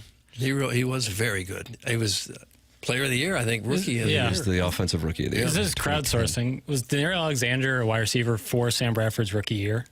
Like I feel like that was the case. I want to say yes. I feel like that was the case where they're both rookies at the same time. I'm gonna find out. I want to say yes. I think you're right. Paul Correa. Concussions. Alex Reyes is a nice play. A lot of Alex Reyes. Alex Reyes is a nice play. Alex Reyes is a nice play. What in the hell is he doing now? Is he still in the game? I think he's out. I recently looked him up. Yeah, they thought he was really going to be a big-time pitcher. God, boy, that one hurts. He was a really good guy, too. He'd been through a lot and then just kind of finally made it. And then that season, 2021, just sort of imploded after being an all-star. People are texting in Oscar Taveras, but that's a whole other level. That's way different. Denario Alexander, 2010. So about that? Rookie with, they were really good together. That was when Mike Singletary was coaching the Niners. Good Niners teams. He was a little odd. Mike Singletary? Yeah. Big Intense. cross. Big old winners. cross. His son-in-law is O.J. Atagwe, who played for the Rams. Yeah. Remember that? In Washington, too, maybe? Or am I thinking of Brian Arakpo? No, I think you might be onto something. There were a lot of players that emerged here and they got paid elsewhere. O.J. Atagwe might have been one of those. You can get involved with your suggestion, 314-399-9646. The program is TMA. It's presented to you by Brown & Crouppen on 101 ESPN.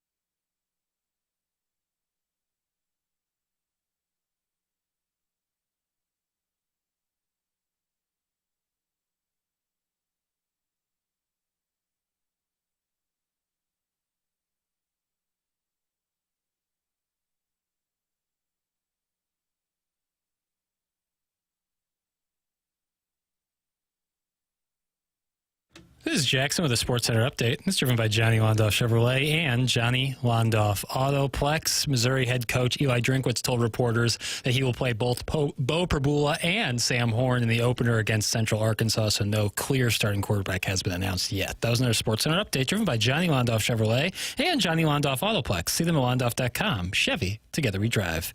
Are you kidding me?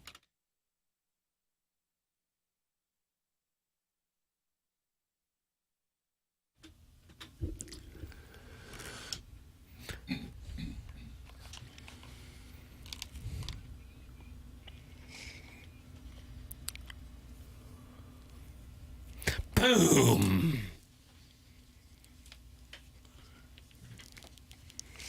It's TMA 101 ESPN. Tim McKernan, Doug Vaughn, Chairman Kurt sliding into the dais when Martin Kilcoyne heads to onboarding, and Jackson Burkett on the ones and twos. Doug, it's starting to look like the Cardinals might not do it this year. Well, that's certainly a negative way to look at it. But Greg Amsinger would like to see them do something that it sounded like John Mozeliak said when he was on our program last week is not likely to happen, and that is bring up J.J. Wetherholt. Here is Greg Amsinger on MLB Network. One moment. Oh, the timing is everything with a program like this. You couldn't be more right. It's got to start working in just perfect rhythm. Yeah. Hold on. Hold the line, everybody. Okay, it's coming. I got it. Hold on. Was that Toto hold the line? Is that Toto? I don't know. I think so. Am I right on that? You did Africa too, right? They did? Yeah, and Rosanna. We got a Mount Rushmore in there? John Mozeliak Oh, here you go. now. And I'm going to give him a suggestion. All right, give him a call. I'm going to call him up, my September call-up. I'll call him. Hey, Mo, it's Amsinger here. I know I'm leaving a voicemail. So for the month of September, when you call up somebody, can you call J.J. Wetherholt, please? Of course you know J.J., yeah. Anyway, you're not talking to me. I'm leaving a voicemail. But J.J. Wetherholt has been incredibly good. Soaring through the minor leagues. Okay. Top 5 pick just last year. And, I mean, look, power from the left side. You need a second baseman. Brendan Donovan, injured hamstring on the IL. Look at his numbers. Take a hit, man. Hitting .303 with 16 bombs, 64 runs scored. On base percentage, .419. He's the shot in the arm. You're hovering around 500. You need a spark. Bring up J.J. Wetherholt for your September call-up. See you later, Mo. Talk soon. Bye. Wow, that was good. Hopefully that's... Can you have a voicemail that's too long? There you go. I got Greg Amsinger's voicemail to John Mozeliak with Harold Reynolds encouraging him. And I think Cardinal fans would agree. They would love to see it. I certainly would be more intrigued to watch games. I know, though, you love when they play in Miami, and unfortunately, that's over. But good news, you get to see them play in a minor league ballpark this weekend, except for Saturday. I'll be glued to it. And they won't. The reason they wouldn't bring Wetherholt up is because that would start his clock in September even? Is that right? I love the crowdsourcing industry. I sold all I am my stock. crowdsourcing. Because if that's not the case, there would be no reason at all not to. Not at all. But I think that likely would start the clock. I don't know how many games you have to play before the clock starts. Yeah. So what? So what about the clock? I agree. Bring him up right now, play him every day, and if he turns out to be the star you think he might be, then pay the man. 303 average, 419 OB on base, and then slugging at 529. That is crazy. They are desperate for a star, for a big hitter in the middle of the lineup. He comes up and he leads them to a World Series and a parade down market. Mm-hmm. Why, what a story it'll be when J.J. Wetherholt is the star of the postseason when it looked like he was going to be languishing down I-55 in Memphis. Well, that would be quite a story, wouldn't it? You're damn right it would be. Yeah. They've got to do something to give a shot in the arm to the team. Don't they? You got to go. It certainly sounded like when Mozeliak was on with us last week that it wasn't even in play. That was my read. And that's why I think I said that coming out of the interview. I said the biggest news of that whole thing was him saying Wetherholt didn't happen. It's possible he is the best player in the entire organization, minor league or major league included. It's possible he's the best they got. And there he sits in the minor leagues. Right. And that makes sense? Doug, August 16th is an important date. That's from the 618. Okay. It's come and gone. That's right. Yeah. I can't imagine why you wouldn't bring him up. And if it means you're going to lose 1 year of control, then pay him, lock him in now, and don't lose the year of control. If he's the best player you got, bring him up. Maybe they'll do it, and maybe he'll go on a tear. Even if he doesn't, get him a month's worth of at-bats so when next year rolls around, he's got a better idea of what he needs to do, and he's ready to go. Sounds like Nolan Arenado wants to play, though. Well, I don't know. Has anyone seen hide nor hair of him? He came down to the ballpark in Miami to take in the ambiance of the series. Big of him. Okay. All right. Well, I don't care. There's still a place for him. If he's the best player you got, and it looks like he might be, remove everyone else. Start with him and then build around him. What about Samson? Well, Hampson. You're going to have to find room for him as well. Doug, how about this? What? With Donovan on the IL, maybe he's back, maybe he's not. I don't know. You got Burleson, then you're going over on the other side of the infield, Gorman, and then you're going Wynn and Wetherholt up the middle. Can we put Herrera in left? Can we put Walker in right? And Youngry might be in a spot for a while where he's not playing. And you're a fan. I want to see Church. You like Nate the Great. Over Scott here for the time being, see what Church can do. Scott got a lot of what I would call runway. I would give Church that same runway. I mean, he had a big year in AAA. He's got all the tools. So I would tell you, I'd be more, me personally, I'm not saying fans would be, because I don't know where fans would be. I would be more inclined to watch that over the final 5 weeks of the season. Oh, yeah, me too. Okay. If he is a 10-plus year contract superstar, wouldn't you want to start that a year earlier anyways? That's from the big old bub. What does that mean? I don't know, just read what's in we there. got sidetracked. Although it's an interesting text. Like, if you're wanting to pay him for 10 years, like if he's going to be a guy who's going to make a ton of money and get a 10-year deal, wouldn't you rather pay him that at 27 or 8 as opposed to 31? Oh, by all means. Doug, you have to put him on the 40-man. You can't lose Fermin. It's from Rusty Shackelford. Fermin, sorry, see ya. He's gone. You're telling me there's nobody on the 40-man roster you could trim to make room for this guy? Hampson? Really? No way. Gets the crowd going whenever he gets called up for a pinch hit. You could cut about 30 of them and make room for him. You ain't holding no rights. No. Brendan Donnie, that boy is scrappy. Scrappy. Yeah. There's a chance, and the Cardinals, I'm sure, are hoping against hope that this is going to be a franchise-type player, that he's going to be the star that they haven't had. Well, I guess Goldschmidt and Arenado were big-time stars, but... Homegrown. Yeah. He could be a Pujols. Now, I wouldn't expect him to get to that level, but that type of perennial all-star type guy. He could be. Yeah. As a middle infielder hitting like that, he might be. Might be the next big thing.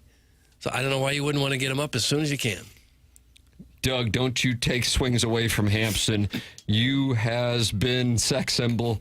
That's from Mitch. That's a Cumstein. It's a strong Cumstein. It's one of the best Cumsteins ever. Mitch Cumstein. There's room for Hampson as well. And we'll get him in there every now and then. Everybody gets a trophy. He'll find a spot. We'll get him a bat in the games that are lopsided. Don't say loves, please. Thanks.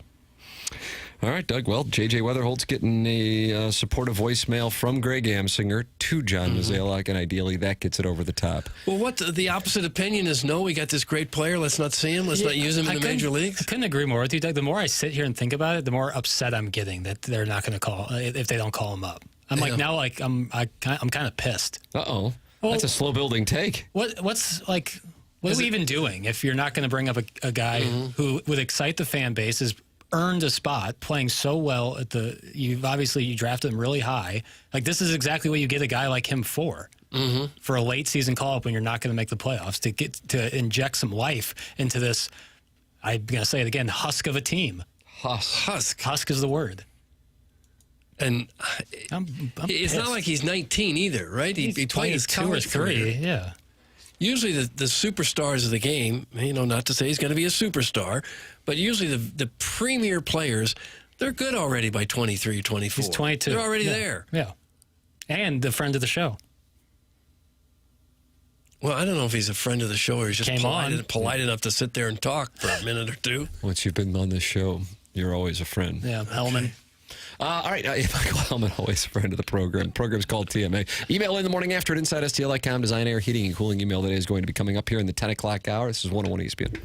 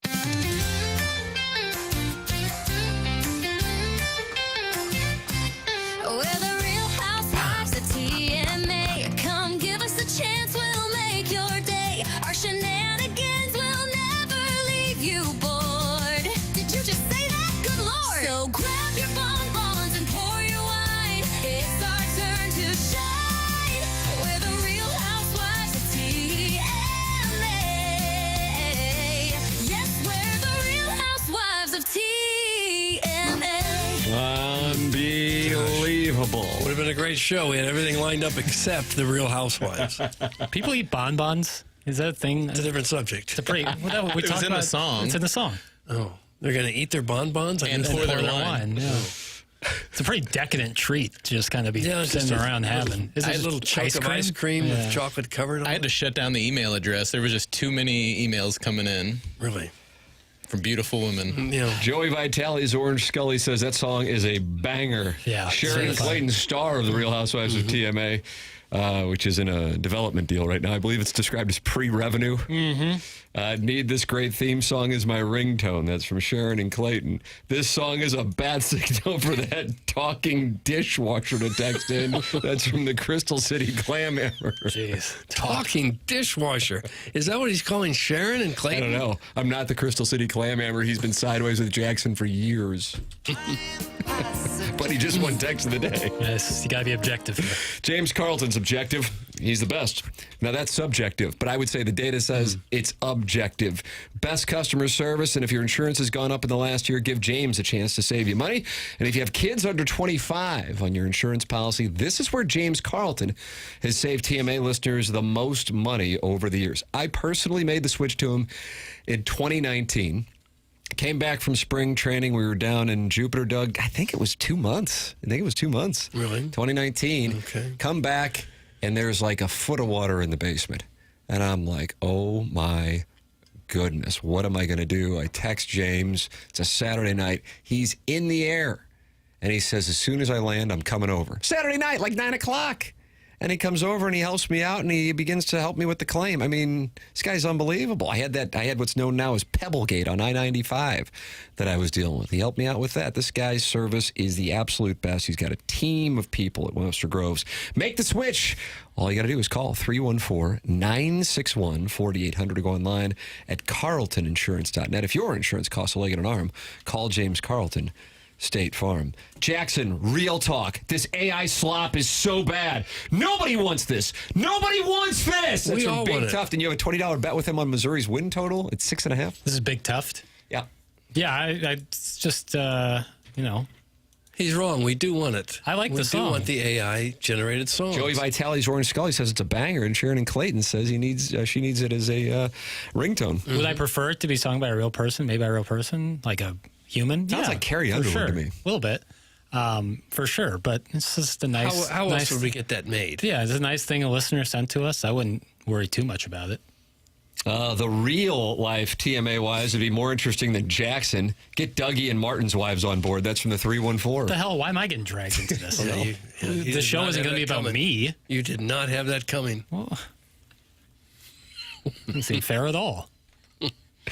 Movie boys shouldn't be supporting AI. That's from Tim's travel agent. Again, I think there's a difference between a listener sending us a goofy-ass AI song of The Real Housewives of TMA and, like, you know, a full-on AI takeover.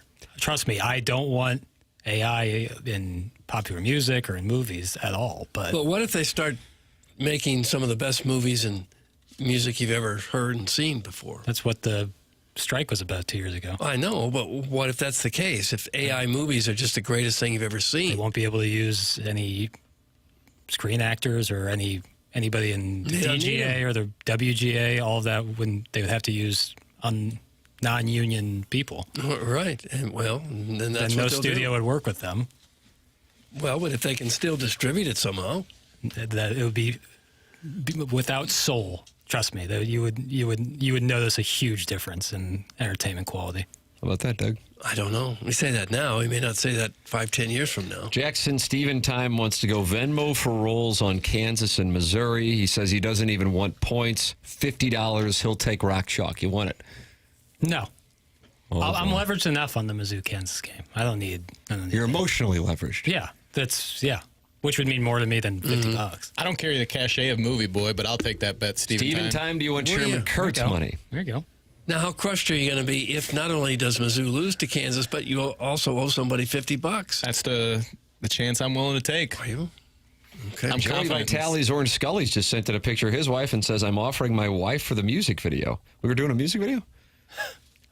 Well, wasn't planned. Maybe he's offering his wife as a real housewife. Ooh. It just says, offering my wife for the music video. And there's a picture, and I got to tell you, not bad. That's what I got to tell you. I have an obligation to the audience because they don't have access to the air comfort service tax number. Why would you speak in that tone? I don't even notice a difference between. Okay. Maybe you were talking standard directly. Tam Avenue dialect. Talking out of your nostrils. What's your favorite dialect that he does? Yeah, Mount Rushmore of great things I do. I like the Kennedy. Oh, that's a good one. I like slightly horny, where it's like a little soft and it's like. Could we hear an example of that? And the Jiminy Glick thing's really good. Yeah. Primetime Glick. I recommend, if you haven't, just type Jiminy Glick in your YouTube search, and Doug, you'll be in a rabbit hole of joy for the next 45 minutes. I've seen it. Yeah, he's great. I'd like to recommend the Julia Louis-Dreyfus one, the Jerry Seinfeld one, Steve Martin. Am I leaving one out there? Billy Crystal, that's where they went smooching with the boys. That's my favorite. You played a boy and was it Soap? You went smooching with the boys. Oh. They tried redoing it with like a bunch of younger comedians, like it didn't hit because they hold him in such reverence that they can't like take it seriously. You got it. It's like the Zach Galifianakis between two ferns. You can't break. Yeah, and you have people who grew up idolizing Martin Short and Jiminy Glick, and so they're not going to be able to. It's not the same. I saw one where he couldn't get comfortable in the chair. It was really funny. And the best part about Jiminy Glick is it was based on a real reporter in Hollywood. Really? It really was. A guy who would sit there not knowing anything about the guest and eat like pastries while conducting the interviews. He did. And that's why it was this inside joke in TV and film. Who would he do it? What was the Jiminy Glick thing for? Was it for like a... Comedy Central. Got it. Okay. Yeah. It's a rabbit hole of joy is what I would recommend to the audience. Email in Design Air Heating and Cooling email today, coming your way the morning after at InsideSTL.com. It's TMA, presented to you by Brown and Crouppen, 101 ESPN.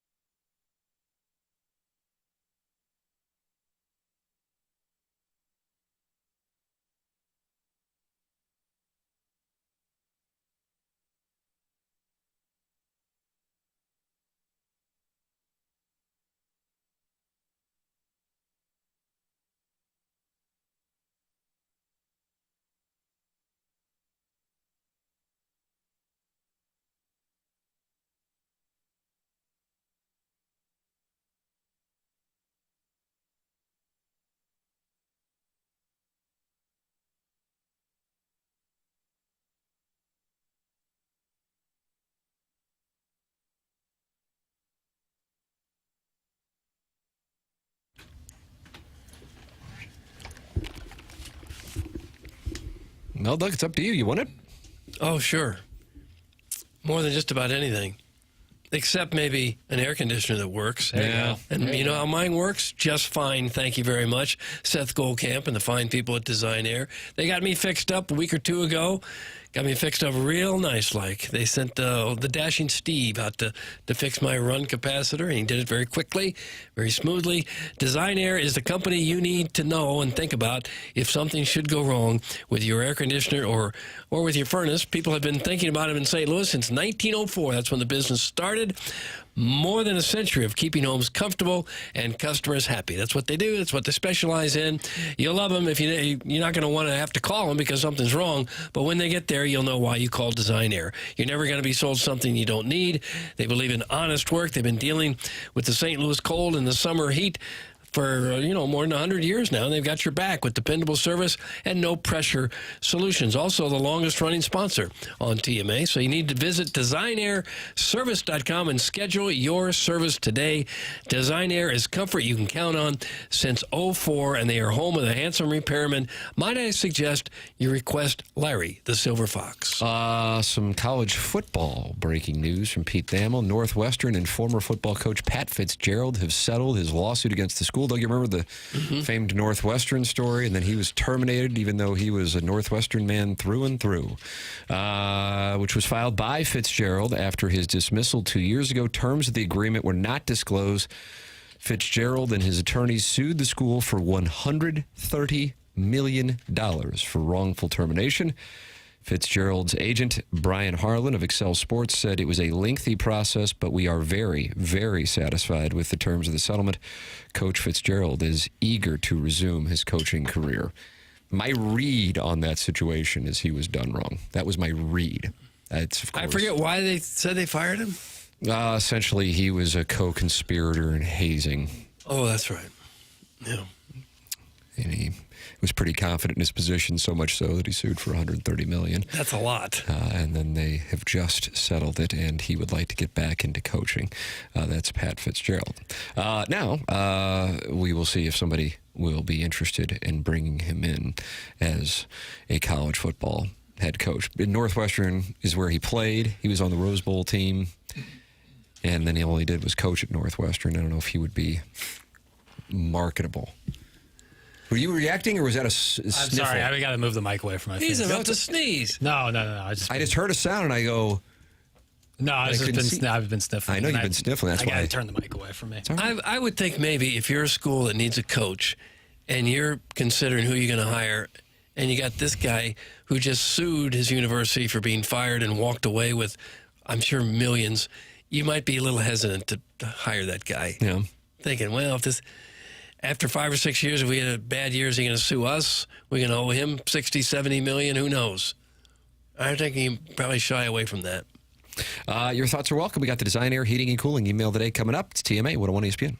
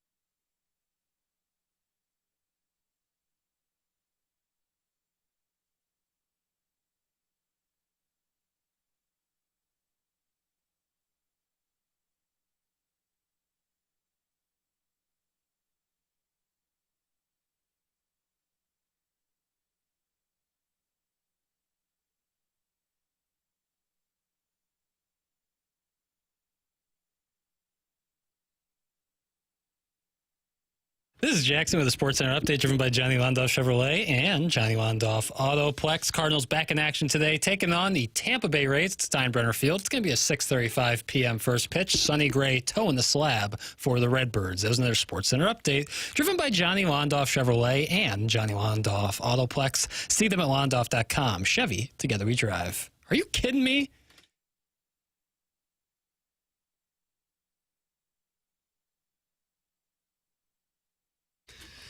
It's TMA 101 ESPN and the TMA STL YouTube channel. Tim McKernan, Doug Vaughn, Chairman Kurt sliding into the dais when Martin Kilcoyne navigates onboarding, Doug. And we're approaching a year here on 101 ESPN, and usually the onboarding process comes to an end about 2 years in. So he's But halfway. it starts up again after that. You start back from ground zero just to make sure you got it right the first time. That's correct. Jackson Burkett on the ones and twos, and Dr. Brandon Pryor can be on my teeth anytime he wants. It's 100westdental.com. It's on Manchester. It's in Baldwin. And I checked out the offices, and I was like, this doesn't look like a dentist's office. It's the newest technology, and that is why people are flocking to 100 West Dental. On top of that, you get $1,000 off Invisalign if you mention my name. And if you're on the fence about it and you go, man, I don't know if I want to commit to that, that's no problem. They have a digital scanner that'll show you a simulation of what it'll look like before you even go through with it. Go to 100westdental.com. That's 100westdental.com. No dental insurance, that's not a problem at 100 West Dental. The membership plan aids in the cost of the dental work for those who do not have dental insurance. It's 100 West Dental. No phone call needed to get in. Just check the calendar online for availability and book right then and there. It's 100 West Dental. They're on Manchester in Baldwin. Doug, I've got something for you, and it's called the Design Air Heating and Cooling Email of the Day. Okay. Ow! All right, let's get Buck to it. Swope is in the lead, but there are 3 emailers tied for second. Just one email of the day back of Buck Swope. So this is going to be fun here, Fun okay? times. Good. Because there's 5 emails next week. There's 2 emails still to be decided this week. That's 7 emails. A lot of emails. That will decide who wins the month of August. Superstars tend to shine at 23 and peak at some time. I'm going to read that again. Superstars tend to shine at 23 and peak at some time. Okay. It's reasonable. It's reasonable. True. That's one of the amazing things about Tim. He seems to get better and better. But this email is about romance. I was working security at the Kirkwood Green Tree Festival. I was like, sir, you can't park your LeBaron here. Turtle Park is a designated nature area. He just smiled and said, I'm not foolish enough to bribe a safety officer. Just consider this a gift. And with that, he took his Polaroid SX70 flash bar and took a picture of his good stuff. Oh. My own pant got tighter as I shook the picture as it slowly developed because he was killing me softly with his dong? No. Is that a take on... Is that Brenda Russell? The D and the S are right next to each other. It might have just been a typo. Pork chops and applesauce. Kevin Miller. You don't know I that. recognize the writing style. Isn't Turtle Park in Dogtown? I think so. There are 2 different Turtle Parks. Ah, like 2 different Tillis Parks. Correct. Nice. You probably only recognize the one off of Litzinger, though. Yeah, the one where you have to sit on the off-ramp on 64 during that Winter Wonderland nonsense. You have a problem with him calling it 64? Yeah, I don't care for that much. See, but then my friends my age are like, don't call it 40. What are you, 50? You know? That was... Now what are you dunking on me? Yeah, I can't win. It's Highway 40. It's Highway 44. All right. Doug, here's my Mount Rushmore of Tim dialects. Number 4, Jiminy Glick. Number 3, high-pitched surprise. Number 2, John F. Kennedy. Number 1, soft and sensual. Thanks, that's from Hoosier Daddy. Hoosier Daddy with a major lemming play. I'm not proud of it, but I got in a fist fight at prom. My friend Mary's date made fun of me one too many times. Nobody's going to ask you to dance pizza face, you're a loser. That was it. I'd had it. I knew I could take him because I had food 100 pounds on him. Maybe that was a full 100. Could have been good 100 pounds. A good one, yeah. So you have a problem with people who proofread before they send it, don't you? I think they should. So I cold cocked him with one punch. My anger fit the better of me, and I just started popping my pimples, covering his face with carbuncle ooze. Carbuncle. That's from Midge. God, that's bad. Midge with a tail of a carbuncle. Morning, fellas. Getting married in 8 days. Feeling Labor Day weekend. That's probably not popular. Yeah, boy, how they. But Unless you're doing it down like at mile marker 18. Getting married in 8 days. Feeling above average about this monumental life decision. I'd certainly take the over on these nuptials. My soon-to-be wife recently asked what I wanted for a late-night snack. I threw out the ever-so-popular motion of a wet T-shirt contest. I'm sure my mother would be thrilled. I was shot down. Anyway, should I remove my shirt on the dance floor, exposing my wavy, thick chest hair that is, oftentimes referred to as a year-round sweater? If you can't write in the English language, move on.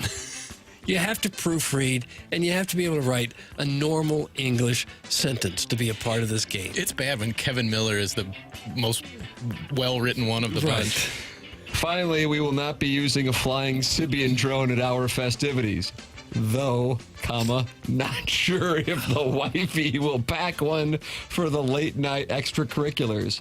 P.S. Start Zollers and end this quarterback controversy immediately. Nice polo, Doug. That's from Big Paz. Big Paz. Well, he's new.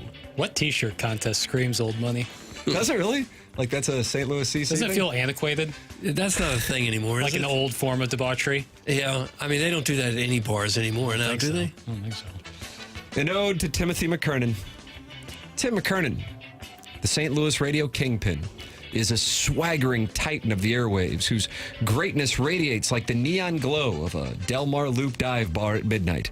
With a voice that could rally a Cardinal crowd through a rain delay, a wit saucier than Fenton Bar and Grill Wings, a love and fascination for the 2004 classic The Girl Next Door that would make Alicia Cuthbert squirm in her tight jeans, and a sloppy, wet jumper that once set the worn-out nets of the St. Gabe's gym ablaze. The TMA maestro commands the city's sports scene like a caffeinated prophet, spitting hot takes that sizzle hotter than chicken fajitas from Mi Ranchito. Ooh, delicious. His unapologetic St. Louis pride, part gritty South City brawler, part smirking almost Mizzou grad, makes him the patron saint of local fandom. Whether he's roasting a rival team or spitting poetic gems about the Blues' 2019 Cup run. Tim's chaotic energy bouncing from barstool philosopher to stats nerd in a single breath is the pulse of the 314. A one-man arch of audacity who makes every listener feel like they're sharing a Bud Light with a legend. Stop it. Love the never-ending wipe DBA Vice President of the Tim McKernan Bald Brotherhood O'Fallon, Illinois chapter. Never-ending wipe. He's got a DBA. DBA. Doug, that's what we have for the Design Air Heating and Cooling email of the day. I can't award or reward so much eliminating on the part of the never-ending wipe. What about his DBA? So I'm going to go, just for his grammar, if nothing else, Kevin Miller. Was that pork chops and applesauce? That's correct. All right. I thought it was obvious. The never-ending wipe. Oh, I liked pork chops and applesauce. Oh, dude, you're good. All I right. thought the never-ending wipe was brilliant. However, I'm going with pork chops and applesauce. Congratulations, pork chops and applesauce. You have won the Design Air Heating and Cooling email today, and now you are tied with Buck Swope, Doug. How about this? That's big for him. This is like Tommy Fleet going up against Scotty Scheffler this weekend at Eastlake. You going to watch it? Well, if I got nothing else going on, I guess. There's an endorsement. Not really You and everyone else. If literally Cardinals aren't playing on Saturday. Oh, that's right. Well, I don't know what I'll be watching. K-State, Iowa State. I don't know. I don't necessarily plan my weekend around watching something on TV. A little Rock Chalk and Fresno State. No, little I won't. Pre-September 6th scouting. All right. Riz and I are going to go do some stupiracying. And BK and Ferrari are coming in here to do some 101ing. For Jackson Burkett, for Chairman Kurt, for Martin Kilcoyne, for my brother Kevin, for Doug Sullivan, Vaughn, I'm Tim McKernan. This has been TMA, presented to you by Brown and Crouppen on 101 ESPN and the TMA STL YouTube channel.